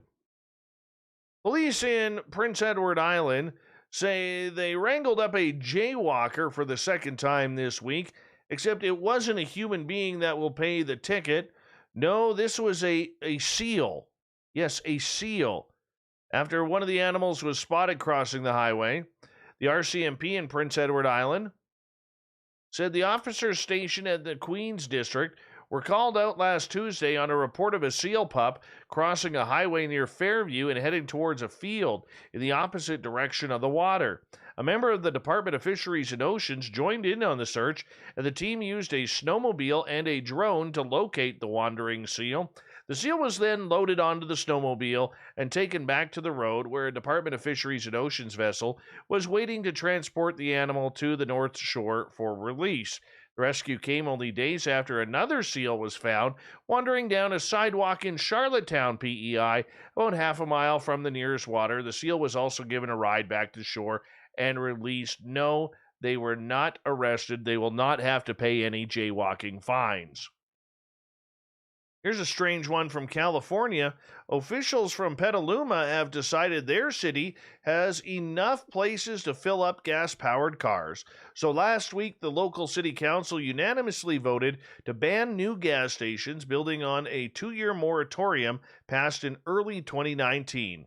The council must approve the measure again at another reading. When it does, the bill will go into effect immediately, making Petaluma the first in the country to permanently halt the construction of new gas stations. The decision is directly tied to the city's climate plan to get zero emissions by 2030, and is also pointing to the fact that the future of cars and trucks is electric, and other cities need to start planning for that now. Petaluma is just 15 miles in size and is currently home to 16 gas stations, with another recently approved one on the way. City officials said that's more than enough for all of the 61,000 current residents and future ones too. Based on this inventory, there are multiple stations located within a 5-minute drive of every existing residence, as well as areas planned for residential residential development by the 2025 general plan, but not yet constructed. The ban will not only stop the city from approving any more stations within its limits, but also prevent currently existing stations from adding more pumps. They can, however, add more infrastructure for electric cars. In fact, the legislation streamlines the process for stations to allow electric vehicle chargers and potential hydrogen fuel cell stations in the future. This is a massive step forward in the fight to protect communities and the climate from fossil fuels. Environmental nonprofit Stand.Earth says the new prohibition comes as part of Petaluma's ambitious plan to completely phase out carbon emissions by 2030. It could also inspire other localities to take up similar legislation. An environmental organization group called the Coalition Opposing New Gas Stations, otherwise known as CONGAS. Why does everybody need an acronym? CONGAS? Applying for the entirety of the Sonoma County, which includes Petaluma and 8 other cities, to get rid of gas stations. There's no need for new fossil fuel infrastructure from gas stations to pipelines to refineries, Matt Crow says. Yeah, in California in particular, where the state climate targets are required by law, new gas stations will have a short shelf life and could be abandoned before they make enough money to pay for their own shutdown and cleanup. The gas station ban is a common sense step to not get further bogged down by fossil fuel infrastructure. You know what I like about these stories? They never add the other side. They never do. Anyways. Still a lot of people driving on fossil fuels. We'll say that. Owners of a Roomba robot vacuums have complained the devices appear drunk following a software update. Problems include the machine spinning around, constantly recharging, or not charging at all, and moving in strange directions. The device's maker, iRobot, has acknowledged its update has caused problems for a limited number of its i7 and S9 Roomba models. However, it's added a fix would take several weeks to roll out worldwide. In the meantime, the firm is asking those affected to share the serial numbers of their devices so they can remove the most recent update so the Roombas aren't acting drunk anymore. Disgruntled customers have posted dozens of complaints on social media over the last few days. My Roomba is acting like a drunk on a 2-day binge, wrote one Twitter user. My i7 Plus keeps wandering off and is unable to return home, said another. A poster on Reddit listed a number of problems with their Roomba: spinning around and bumping into furniture, moving in weird patterns, traveling diagonally away from its charging dock, recharging 5 times while cleaning one room, but only for a total of 8 minutes. We've worked with impacted customers to roll their robot software back, iRobot said in a statement. We are also implementing an update to ensure any similar issues are avoided moving forward. This update is being deployed to all customers over the course of the next several weeks. I gotta ask you, maybe I'm confused about this, but what the hell does a vacuum need an update for? I mean, it doesn't have apps. It doesn't have anything to do but sweep your floor. If it has sensors not to bump into anything, you really don't need to update that either. I mean, am I wrong? I mean, I want one of these Roomba things. They look pretty cool. What the hell do you need to update it for? It's not like it's going to go into the kitchen and make you a milkshake with its latest update. It sweeps the floor. How much more updating does it need? I don't get it. I don't get it. Oh. Well, they're wondering over in the UK if Banksy, the great street artist, has struck again. An artwork depicting a prisoner daring escape has appeared on the wall of a British jail, prompting excited speculation that it was painted by the elusive street artist Banksy. The mural shows a prison inmate making an escape from Reading Prison, a disused institution in southern England that once held the Irish poet Oscar Wilde. Its style matches the artwork of street art's most enigmatic star, but there has been no confirmation yet that Banksy is behind it. The mysterious artwork likely depicts Wilde dangling over the wall of the jail on sheets from his typewriter. He was held at the institution, then known as Reading Gaol, for 2 years from 1895 after being imprisoned under a historical law against gross indecency that was used to prosecute gay men. Wilde's 1898 poem, The Ballad of Reading Gaol, is a reflection of his time there. The prison closed in 2013. In December, Banksy confirmed that he was behind a new mural in Bristol, the English city that many believe is his hometown. The mural, which the artist dubbed Achoo, depicts an old woman violently sneezing, her dentures shooting through the air. Banksy confirmed the work was his on his Instagram page, the usual forum on which he verifies artworks. No other works have been verified since. But he has been busy during the past year, dropping a handful of pandemic-inspired works. In April, he posted a set of images to Instagram showing riotous rats graffitied around his bathroom in a nod to those adjusting their lifestyle due to COVID-19. The artist added the caption, "My wife hates it when I work from home." The following month, he honored healthcare workers with an image entitled Game Changer, which featured a child playing with a nurse doll wearing a mask and cape. And in July, the artist posted an Instagram video showing himself spray painting an image of a rat onto a London Underground train as he urged people to wear face masks. It was later removed by transportation authorities for violating their strict anti-graffiti policy. Now, if you've never seen Banksy artwork, check it out. The guy is amazing. Absolutely amazing. Now, here's an owner with a sense of humor. Photos of a cute pooch have gone viral after this dog's owner replaced his missing eye with a stick-on googly eye. Amy Higgins saw some googly eyes for sale online last week and immediately knew they'd make a perfect present for her adorable Italian greyhound Samson. Once they arrived, Amy, who's a vet assistant, wasted no time sticking one to Samson's empty and sealed eye socket. Took some snaps to share it online. "You never know the difference, the caption quoted. The funny photos of 7-year-old Samson were a hit and quickly wrapped up thousands of likes on social media. Amy said, "I thought it was hilarious seeing Samson with the googly eye and quickly took some photos of him to share with friends and family. Everyone needs cheering up at this moment, especially with lockdown. At first, it took everyone a minute to figure out which eye was the googly eye. Everyone thought it was really funny, and a lot of people told me it was what they needed to brighten their day and cheer them up. So I'm happy I could make people do that." I posted his photos on Facebook, got 15,000 likes, which I was impressed by. Now Samson has to fight off the paparazzi. Amy said she was unable to control her own laughter while taking the shots, which got Samson so excited that he started doing zoomies around their house. Zoomies. Yes, animal-loving Amy and her partner Jonathan have created their own personal menagerie with pet hedgehogs, mice, rats, crayfish, hermit crabs, 3 dogs, including Samson.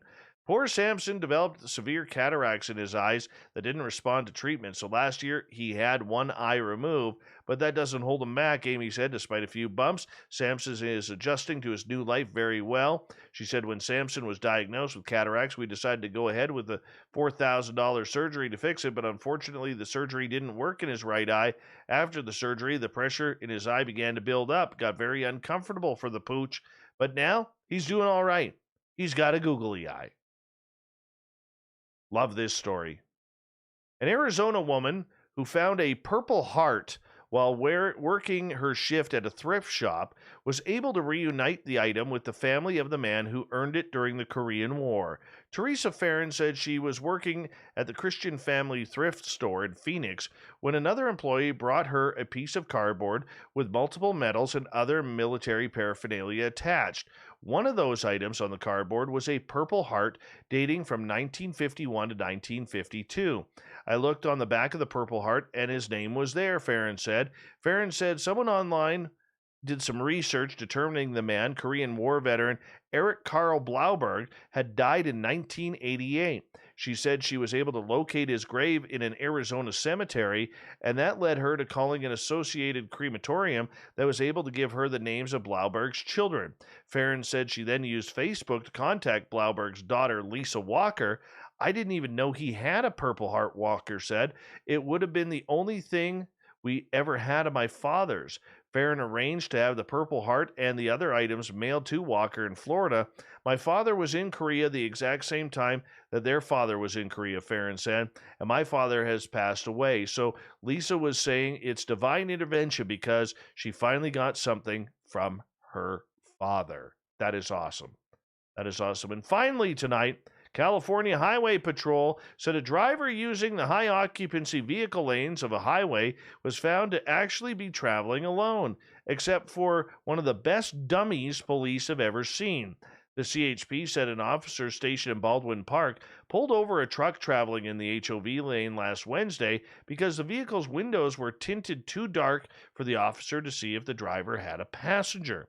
The officer soon discovered the apparent man sitting in the passenger seat of the truck was actually a highly realistic mannequin, complete with a COVID-19 face mask. The CHP said the mannequin was by far one of the best dummies they have ever seen in trying to pull this off. The driver said he'd been using the dummy to travel in HOV lanes for over a year before he got caught. He was issued a ticket for HOV lane violation, carrying a maximum fine of $490, but well worth it because he got through traffic faster.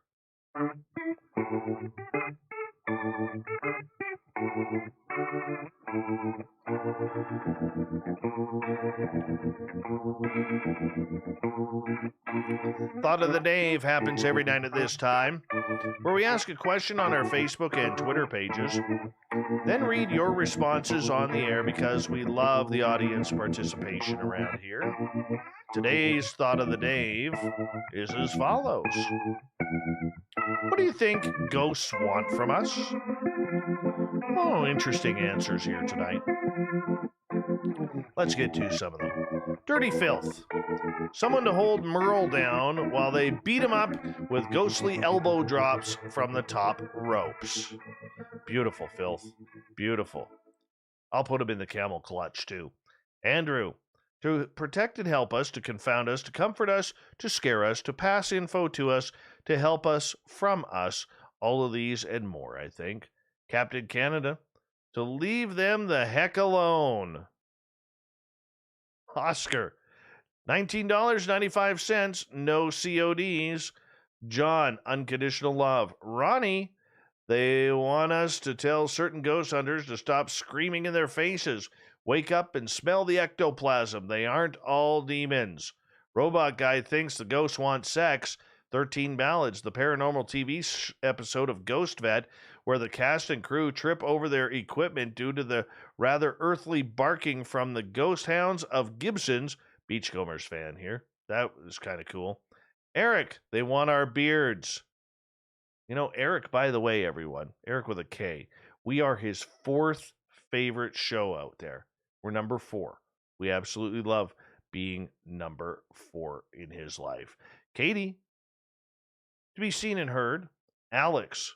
Of course, Alex is the kind of guy who, he's the life of the party. You'll hear why. Shouldn't we have to define what a ghost is first? There is a lot of assumptions based on a plethora of paranormal modalities we group into the term ghost. It's like the 2 blind men and the elephant. Thanks, Alex. Thanks for playing along. Ryan.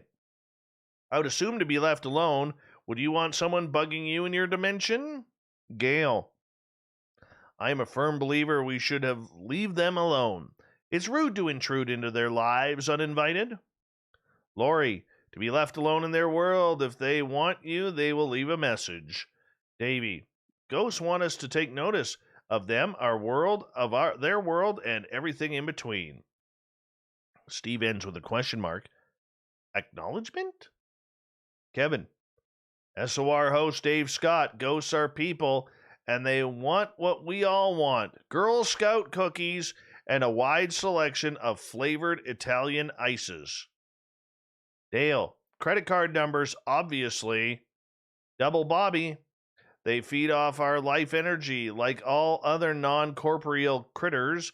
Recently deceased humans or ghosts all want to interact for personal reasons, their own, and some are just jerks.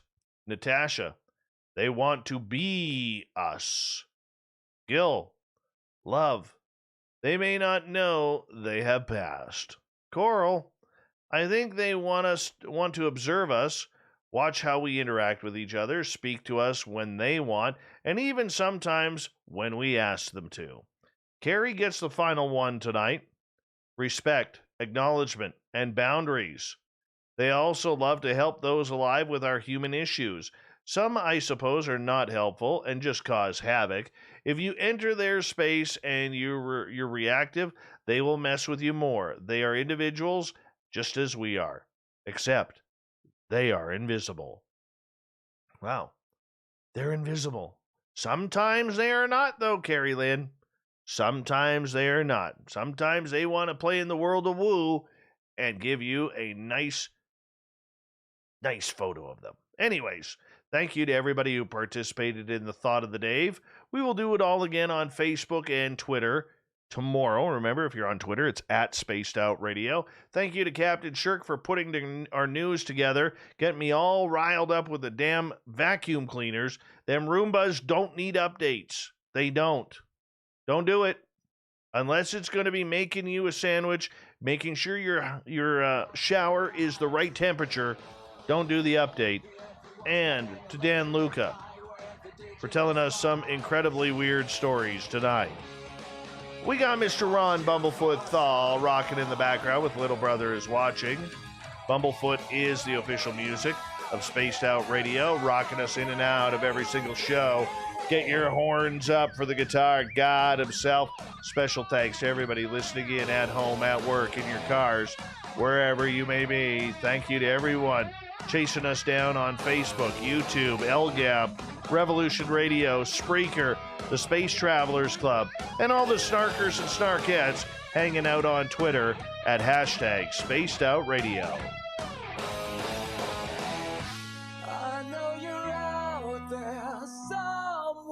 Remember, this show is copyright by Spaced Out Radio and SOR Media Ventures Limited. Thank you so much for choosing to share your evening with us, because together, my friends, we're watching. We own the night. Mr. Bumblefoot, we need a favor. We need you to take us home.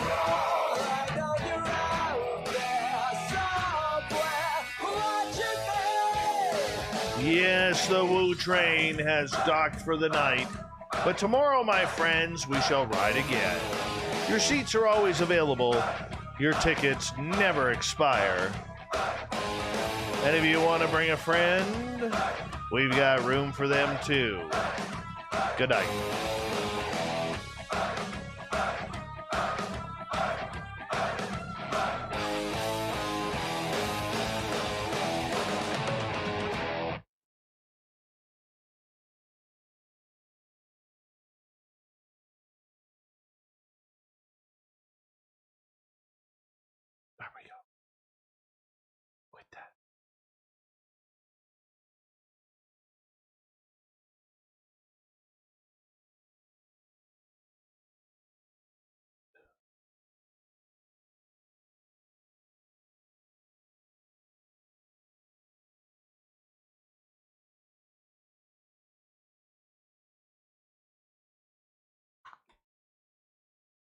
Hello. Hello. Oh.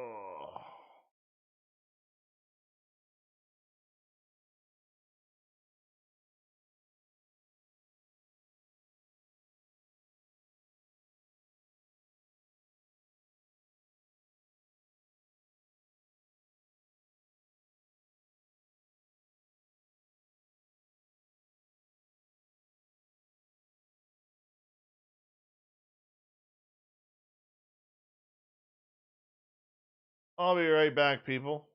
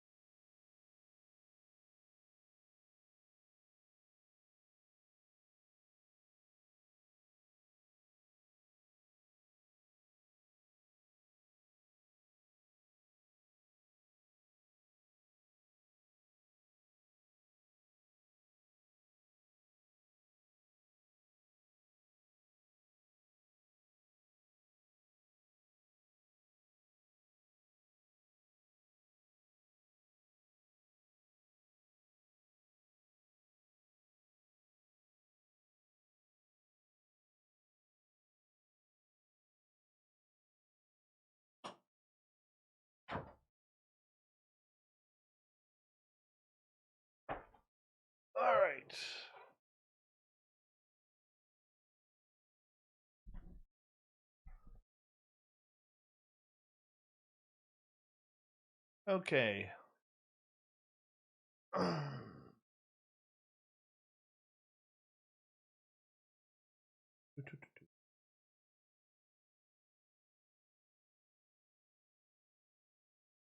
Oh, my hair is all over the place right now.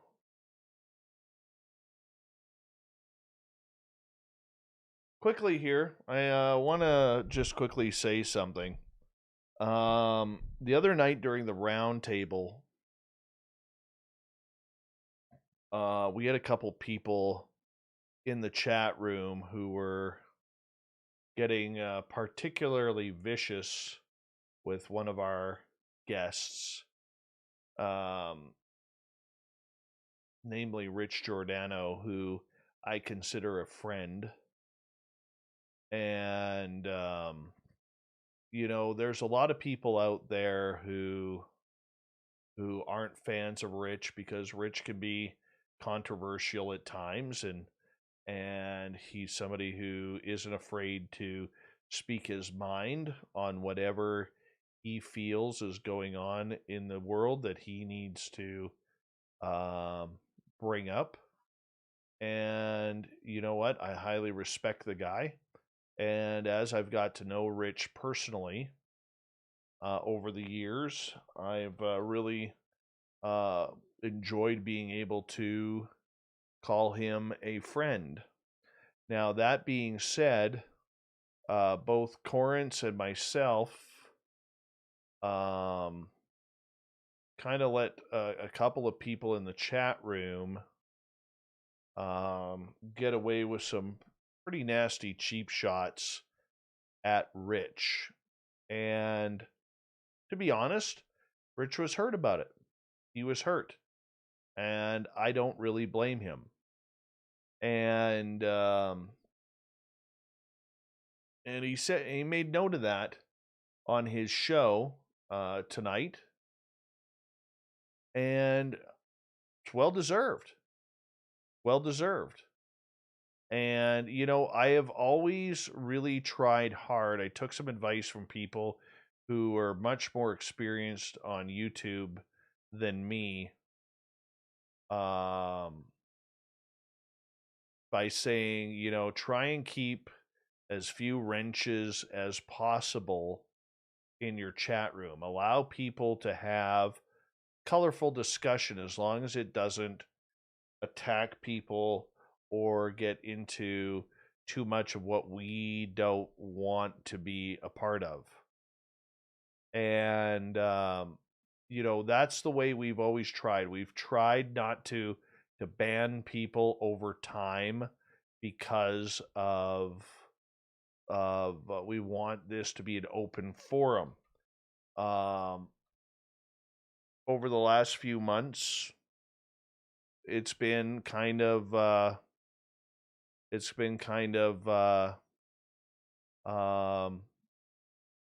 tough because of what went on with the U.S. election, and you know, people on both sides being a little bit overhyped over what was going on with that. And where am I here?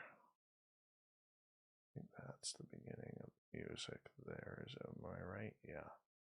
And but there was a couple of people in the chat room the other night who just weren't obeying the rules of the chat room.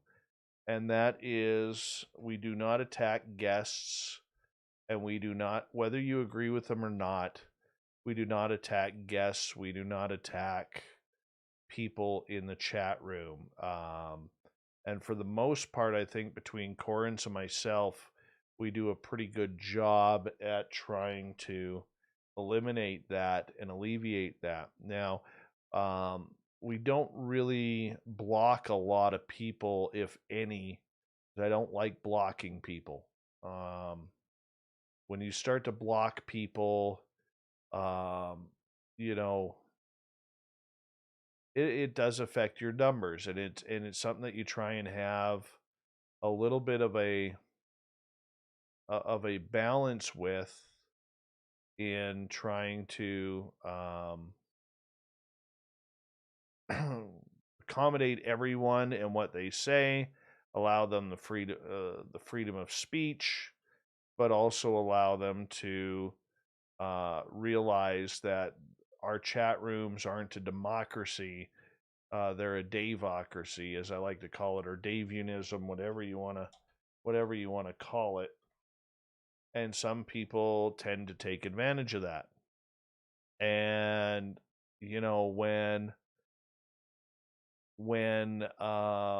I see friends of mine who I like, who some people don't, a lot of these people you don't know personally. I don't know them personally. But every person who gives you your time, they deserve a modicum of respect. And like I said, a lot of people can't differentiate the person from their persona on the air, whether it's somebody like Richie or whether it's someone else or whomever. So I'm going to be implementing, as of right now, I am going to be looking for another wrench or two. I don't want to go too heavy on the wrenches, but I am going to be looking at getting another wrench or two, because the one thing that I never want to see in our chat room from anybody is personal attacks on a guest. Now, that person who disrespected, we gave them a number of warnings to basically shut up. And who knows what the circumstance is. Maybe they were... No, Corrance didn't get fired. Not at all. Corrance is fantastic. But every now and again, we're human. We're going to drop the ball. Okay? And that's exactly what happened, is on the round table night, we dropped the ball. And it's unfortunate, and it hurt Rich's feelings. And I don't like that. So what I'm going to be doing here is I'm going to be instituting almost a zero tolerance on attacking guests. You can question them.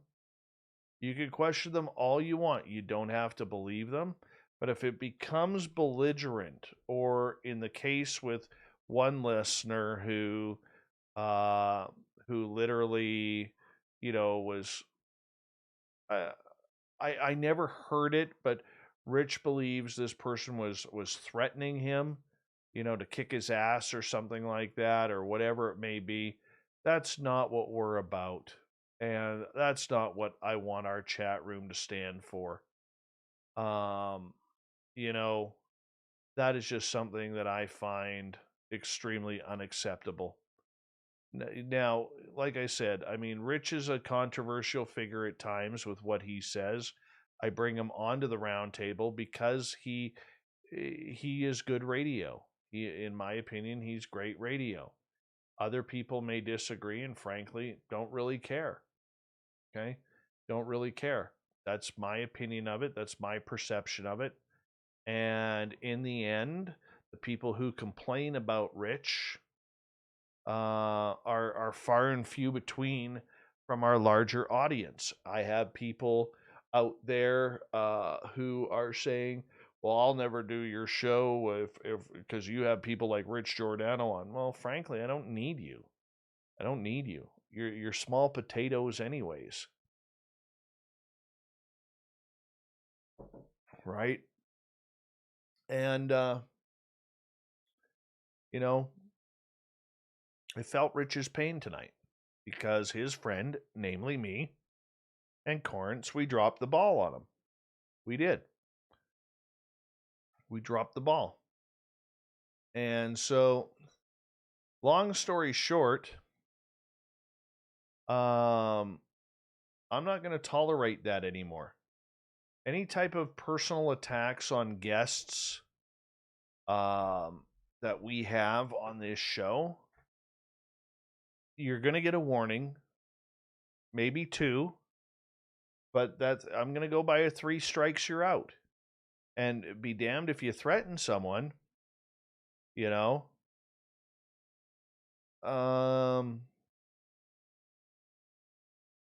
If you threaten someone, you're gone.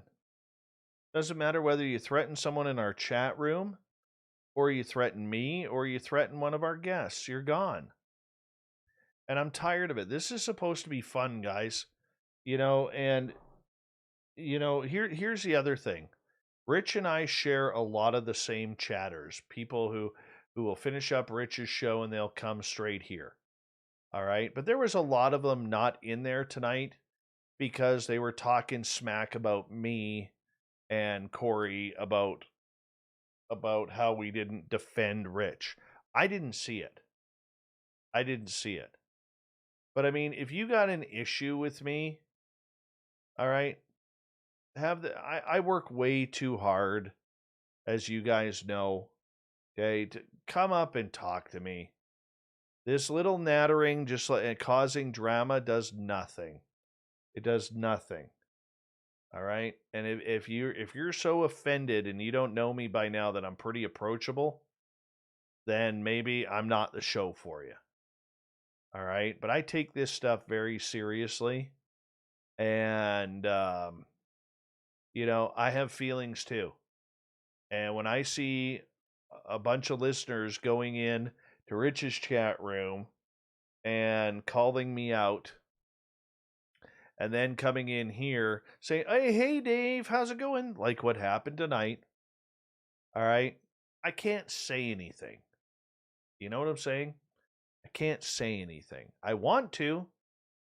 I really want to say a lot of things, but I don't. All right. Because there are certain things I can't talk about. Right? Because it doesn't look good. And everything is persona. So the point is, if you're somebody who shares both chat rooms and you were slagging me in one and then you come here and trying to act like best friends, I see it all. I watch Rich's show every single day.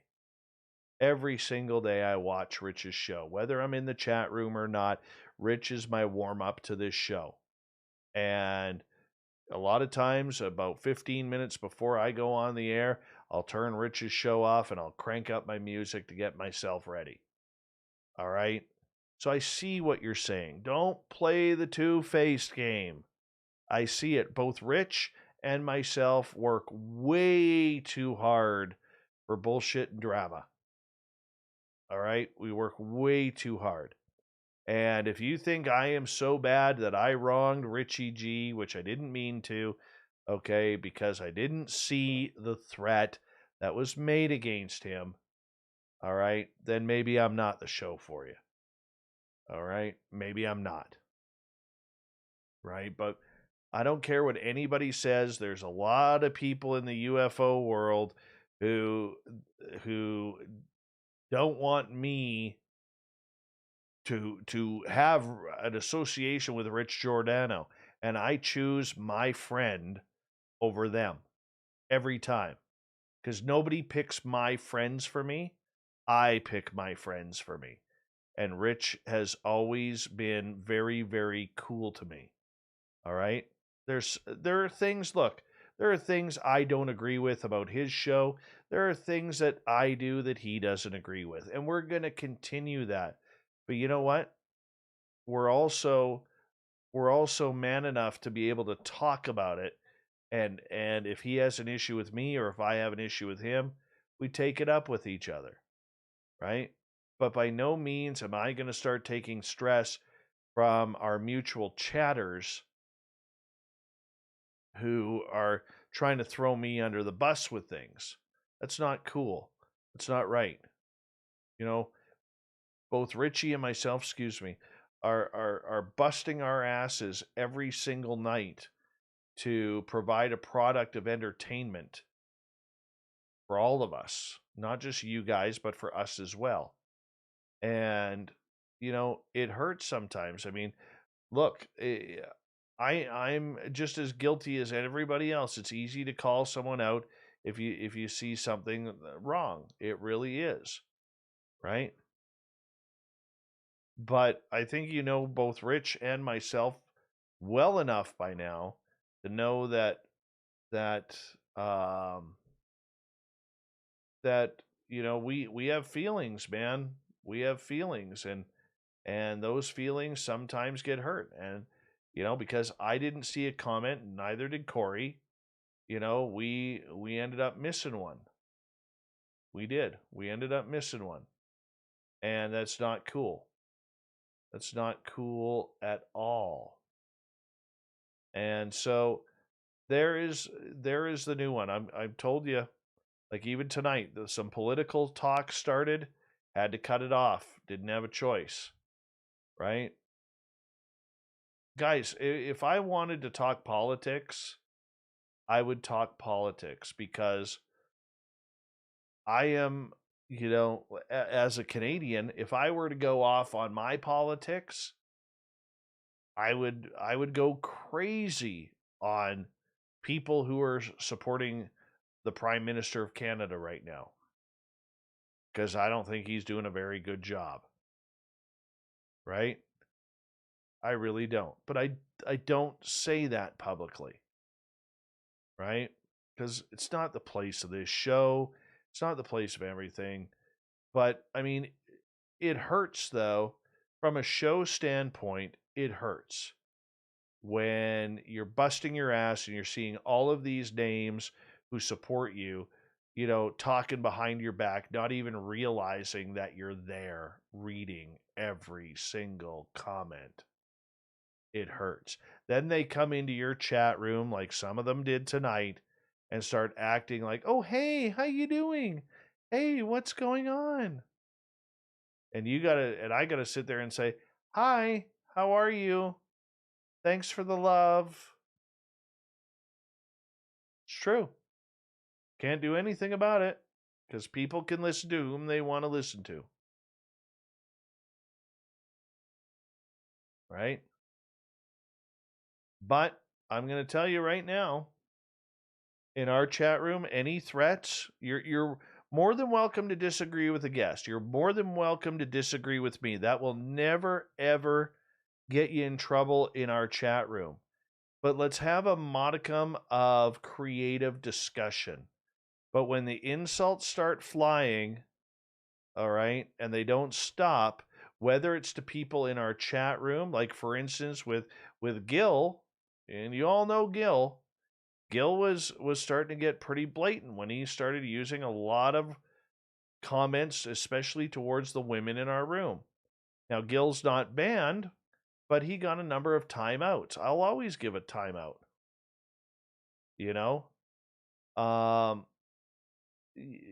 But for any type of threat or anything like that, I'm just going to gas you now. I have no choice, because it's just not cool being able to read certain comments that are on there. And I'm looking through the names here tonight, like right now. It's none of you guys. I know I don't need to worry about you guys that are in here right now. Okay, I know I don't. But it just sucks, that at the beginning of the show I got to sit there and I got to listen to, "Oh, hi, how are you?" Right? It's like, damn, man. Really? Do you not recall what you were just saying like 20 minutes ago? Oh, what was that one? All right, that's that one. So what's this one? So, anyways,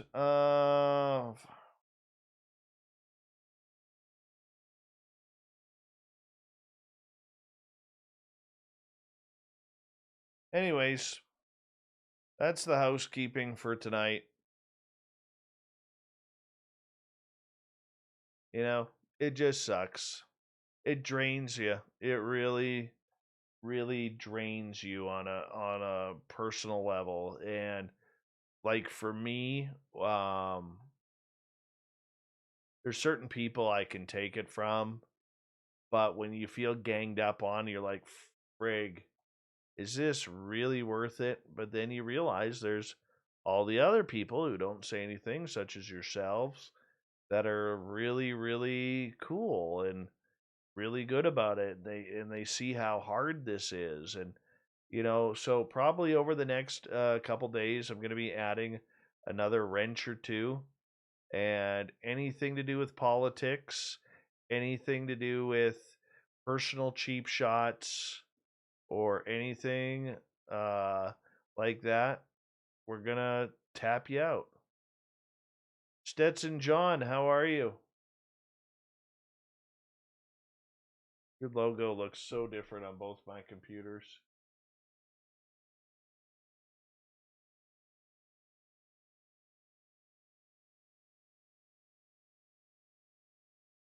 Oh, I'm in good spirits about it, man. Thank you for your concern. I'm in good spirits. Oh, there it is. Mr. Cowley. Welcome back to the show. Oh, Mr. Cowley loves his spaced out radio. I gotta come up with a second line on that, man. I do. I have to come up with a second line. I'm gonna be thinking about that tomorrow. That might be my goal when I'm at my daytime job now that month end is over. What's the second line I can use for Mr. Cowley?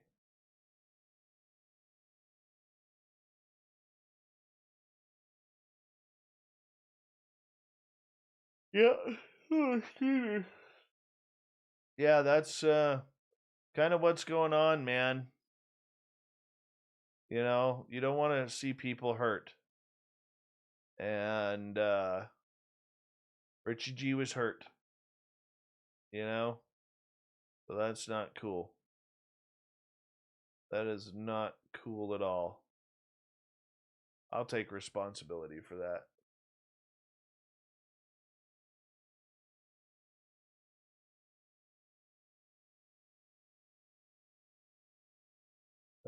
No, Raul, you won't get banned for that.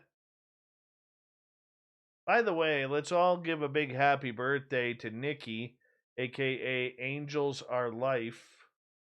Happy birthday, Nikki. I hope you had a great day. I really do. You deserve it, girl. I'm a fan of yours.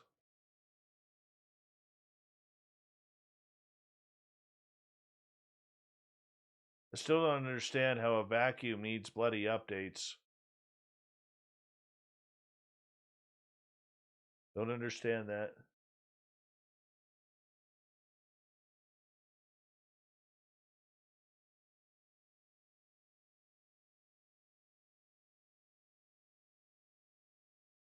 Hi, Jenny.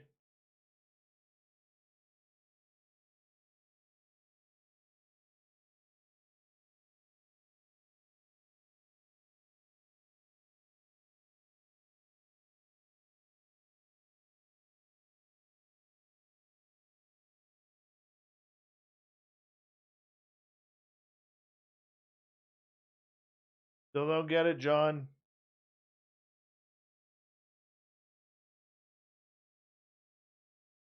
Oh, beautiful, Chris Mo.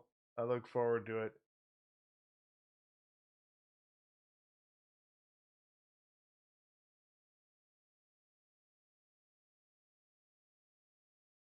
Oh, I'm tired. Frig, am I tired? There's month end at work today. I am tired.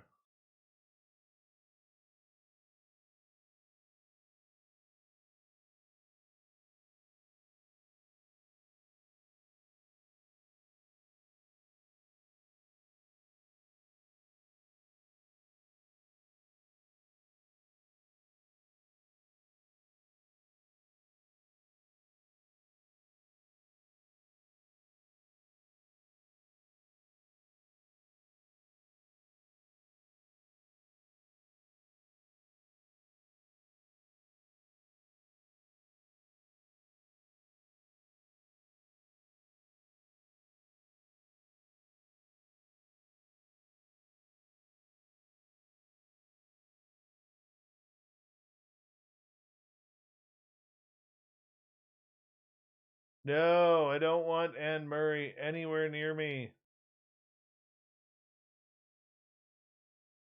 You guys don't know how much as Canadians that we were forced.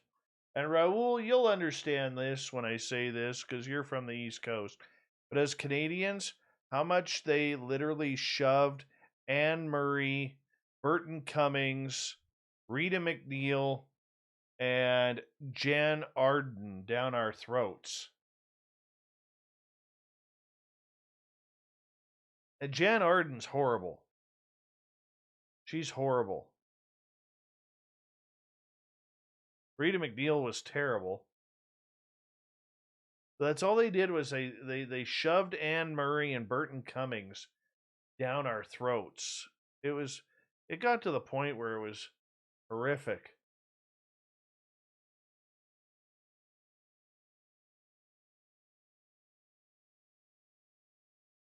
And it's not one of those you had to be there situations, but you had to really be there to fully understand how much of that crap we got shoved down our throats.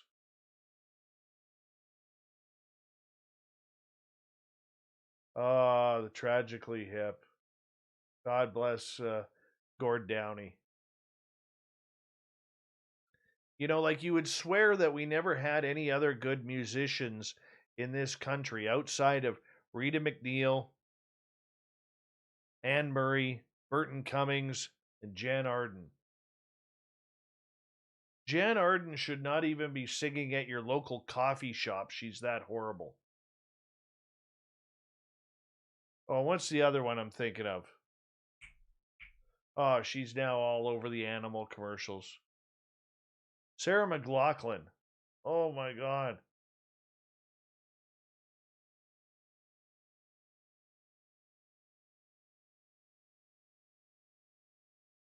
No. Dude, I'm not talking bad about Burton Cummings. What I'm saying is the amount that we got it shoved, like that was it, man. That was it. That's all we ever saw. All we ever saw.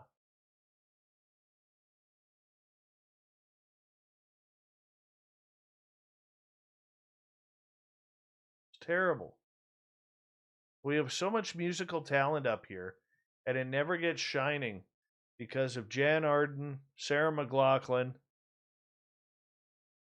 Burton Cummings, Anne Murray, and Rita McNeil. Exactly. Where is Alanis Morissette? Nobody knows. Isn't it ironic, don't you think?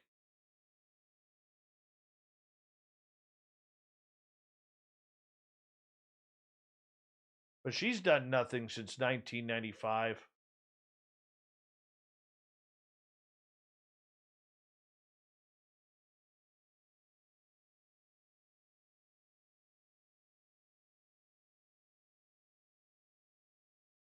No, honestly.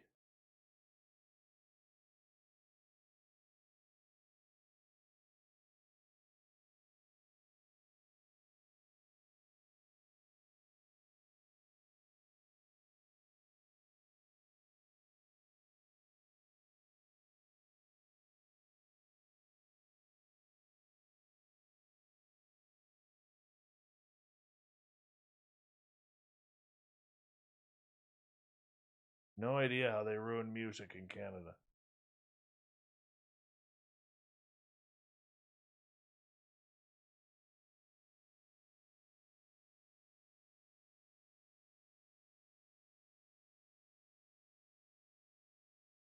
Gordon Lightfoot's amazing.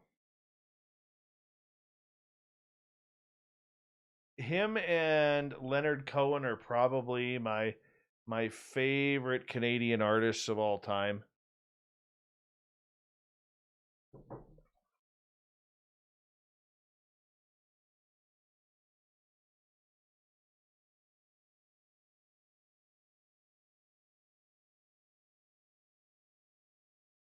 I'm not talking bad about Burton Cummings. Good night, Jenny. Not talking bad about Burton Cummings and the Guess Who at all. Which formed into Bachman Turner Overdrive.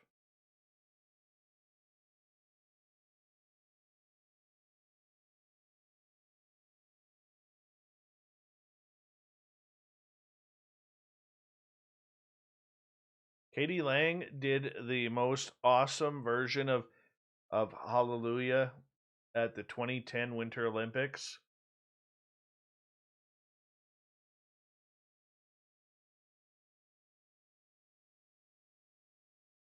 Tragically Hip would probably be my number one Canadian band.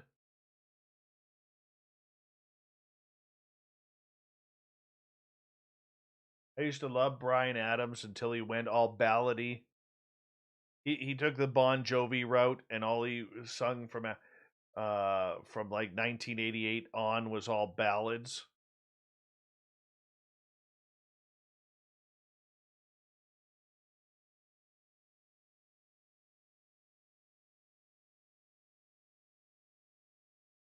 You know, Glass Tiger.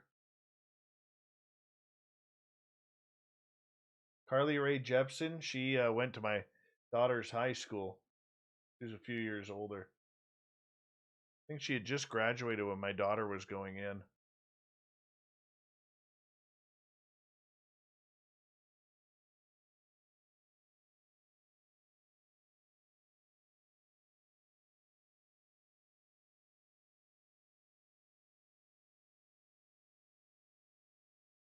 Anyways, I'm heading off to bed here. Thank you to Bigfoot Rob, Jacques, and Mike Walden for the super chats tonight.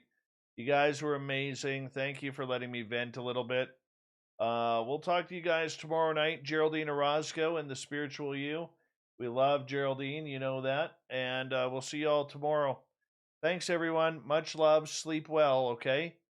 And pretty soon we're going to put a chat room, I think, on the New Look website as it's being built.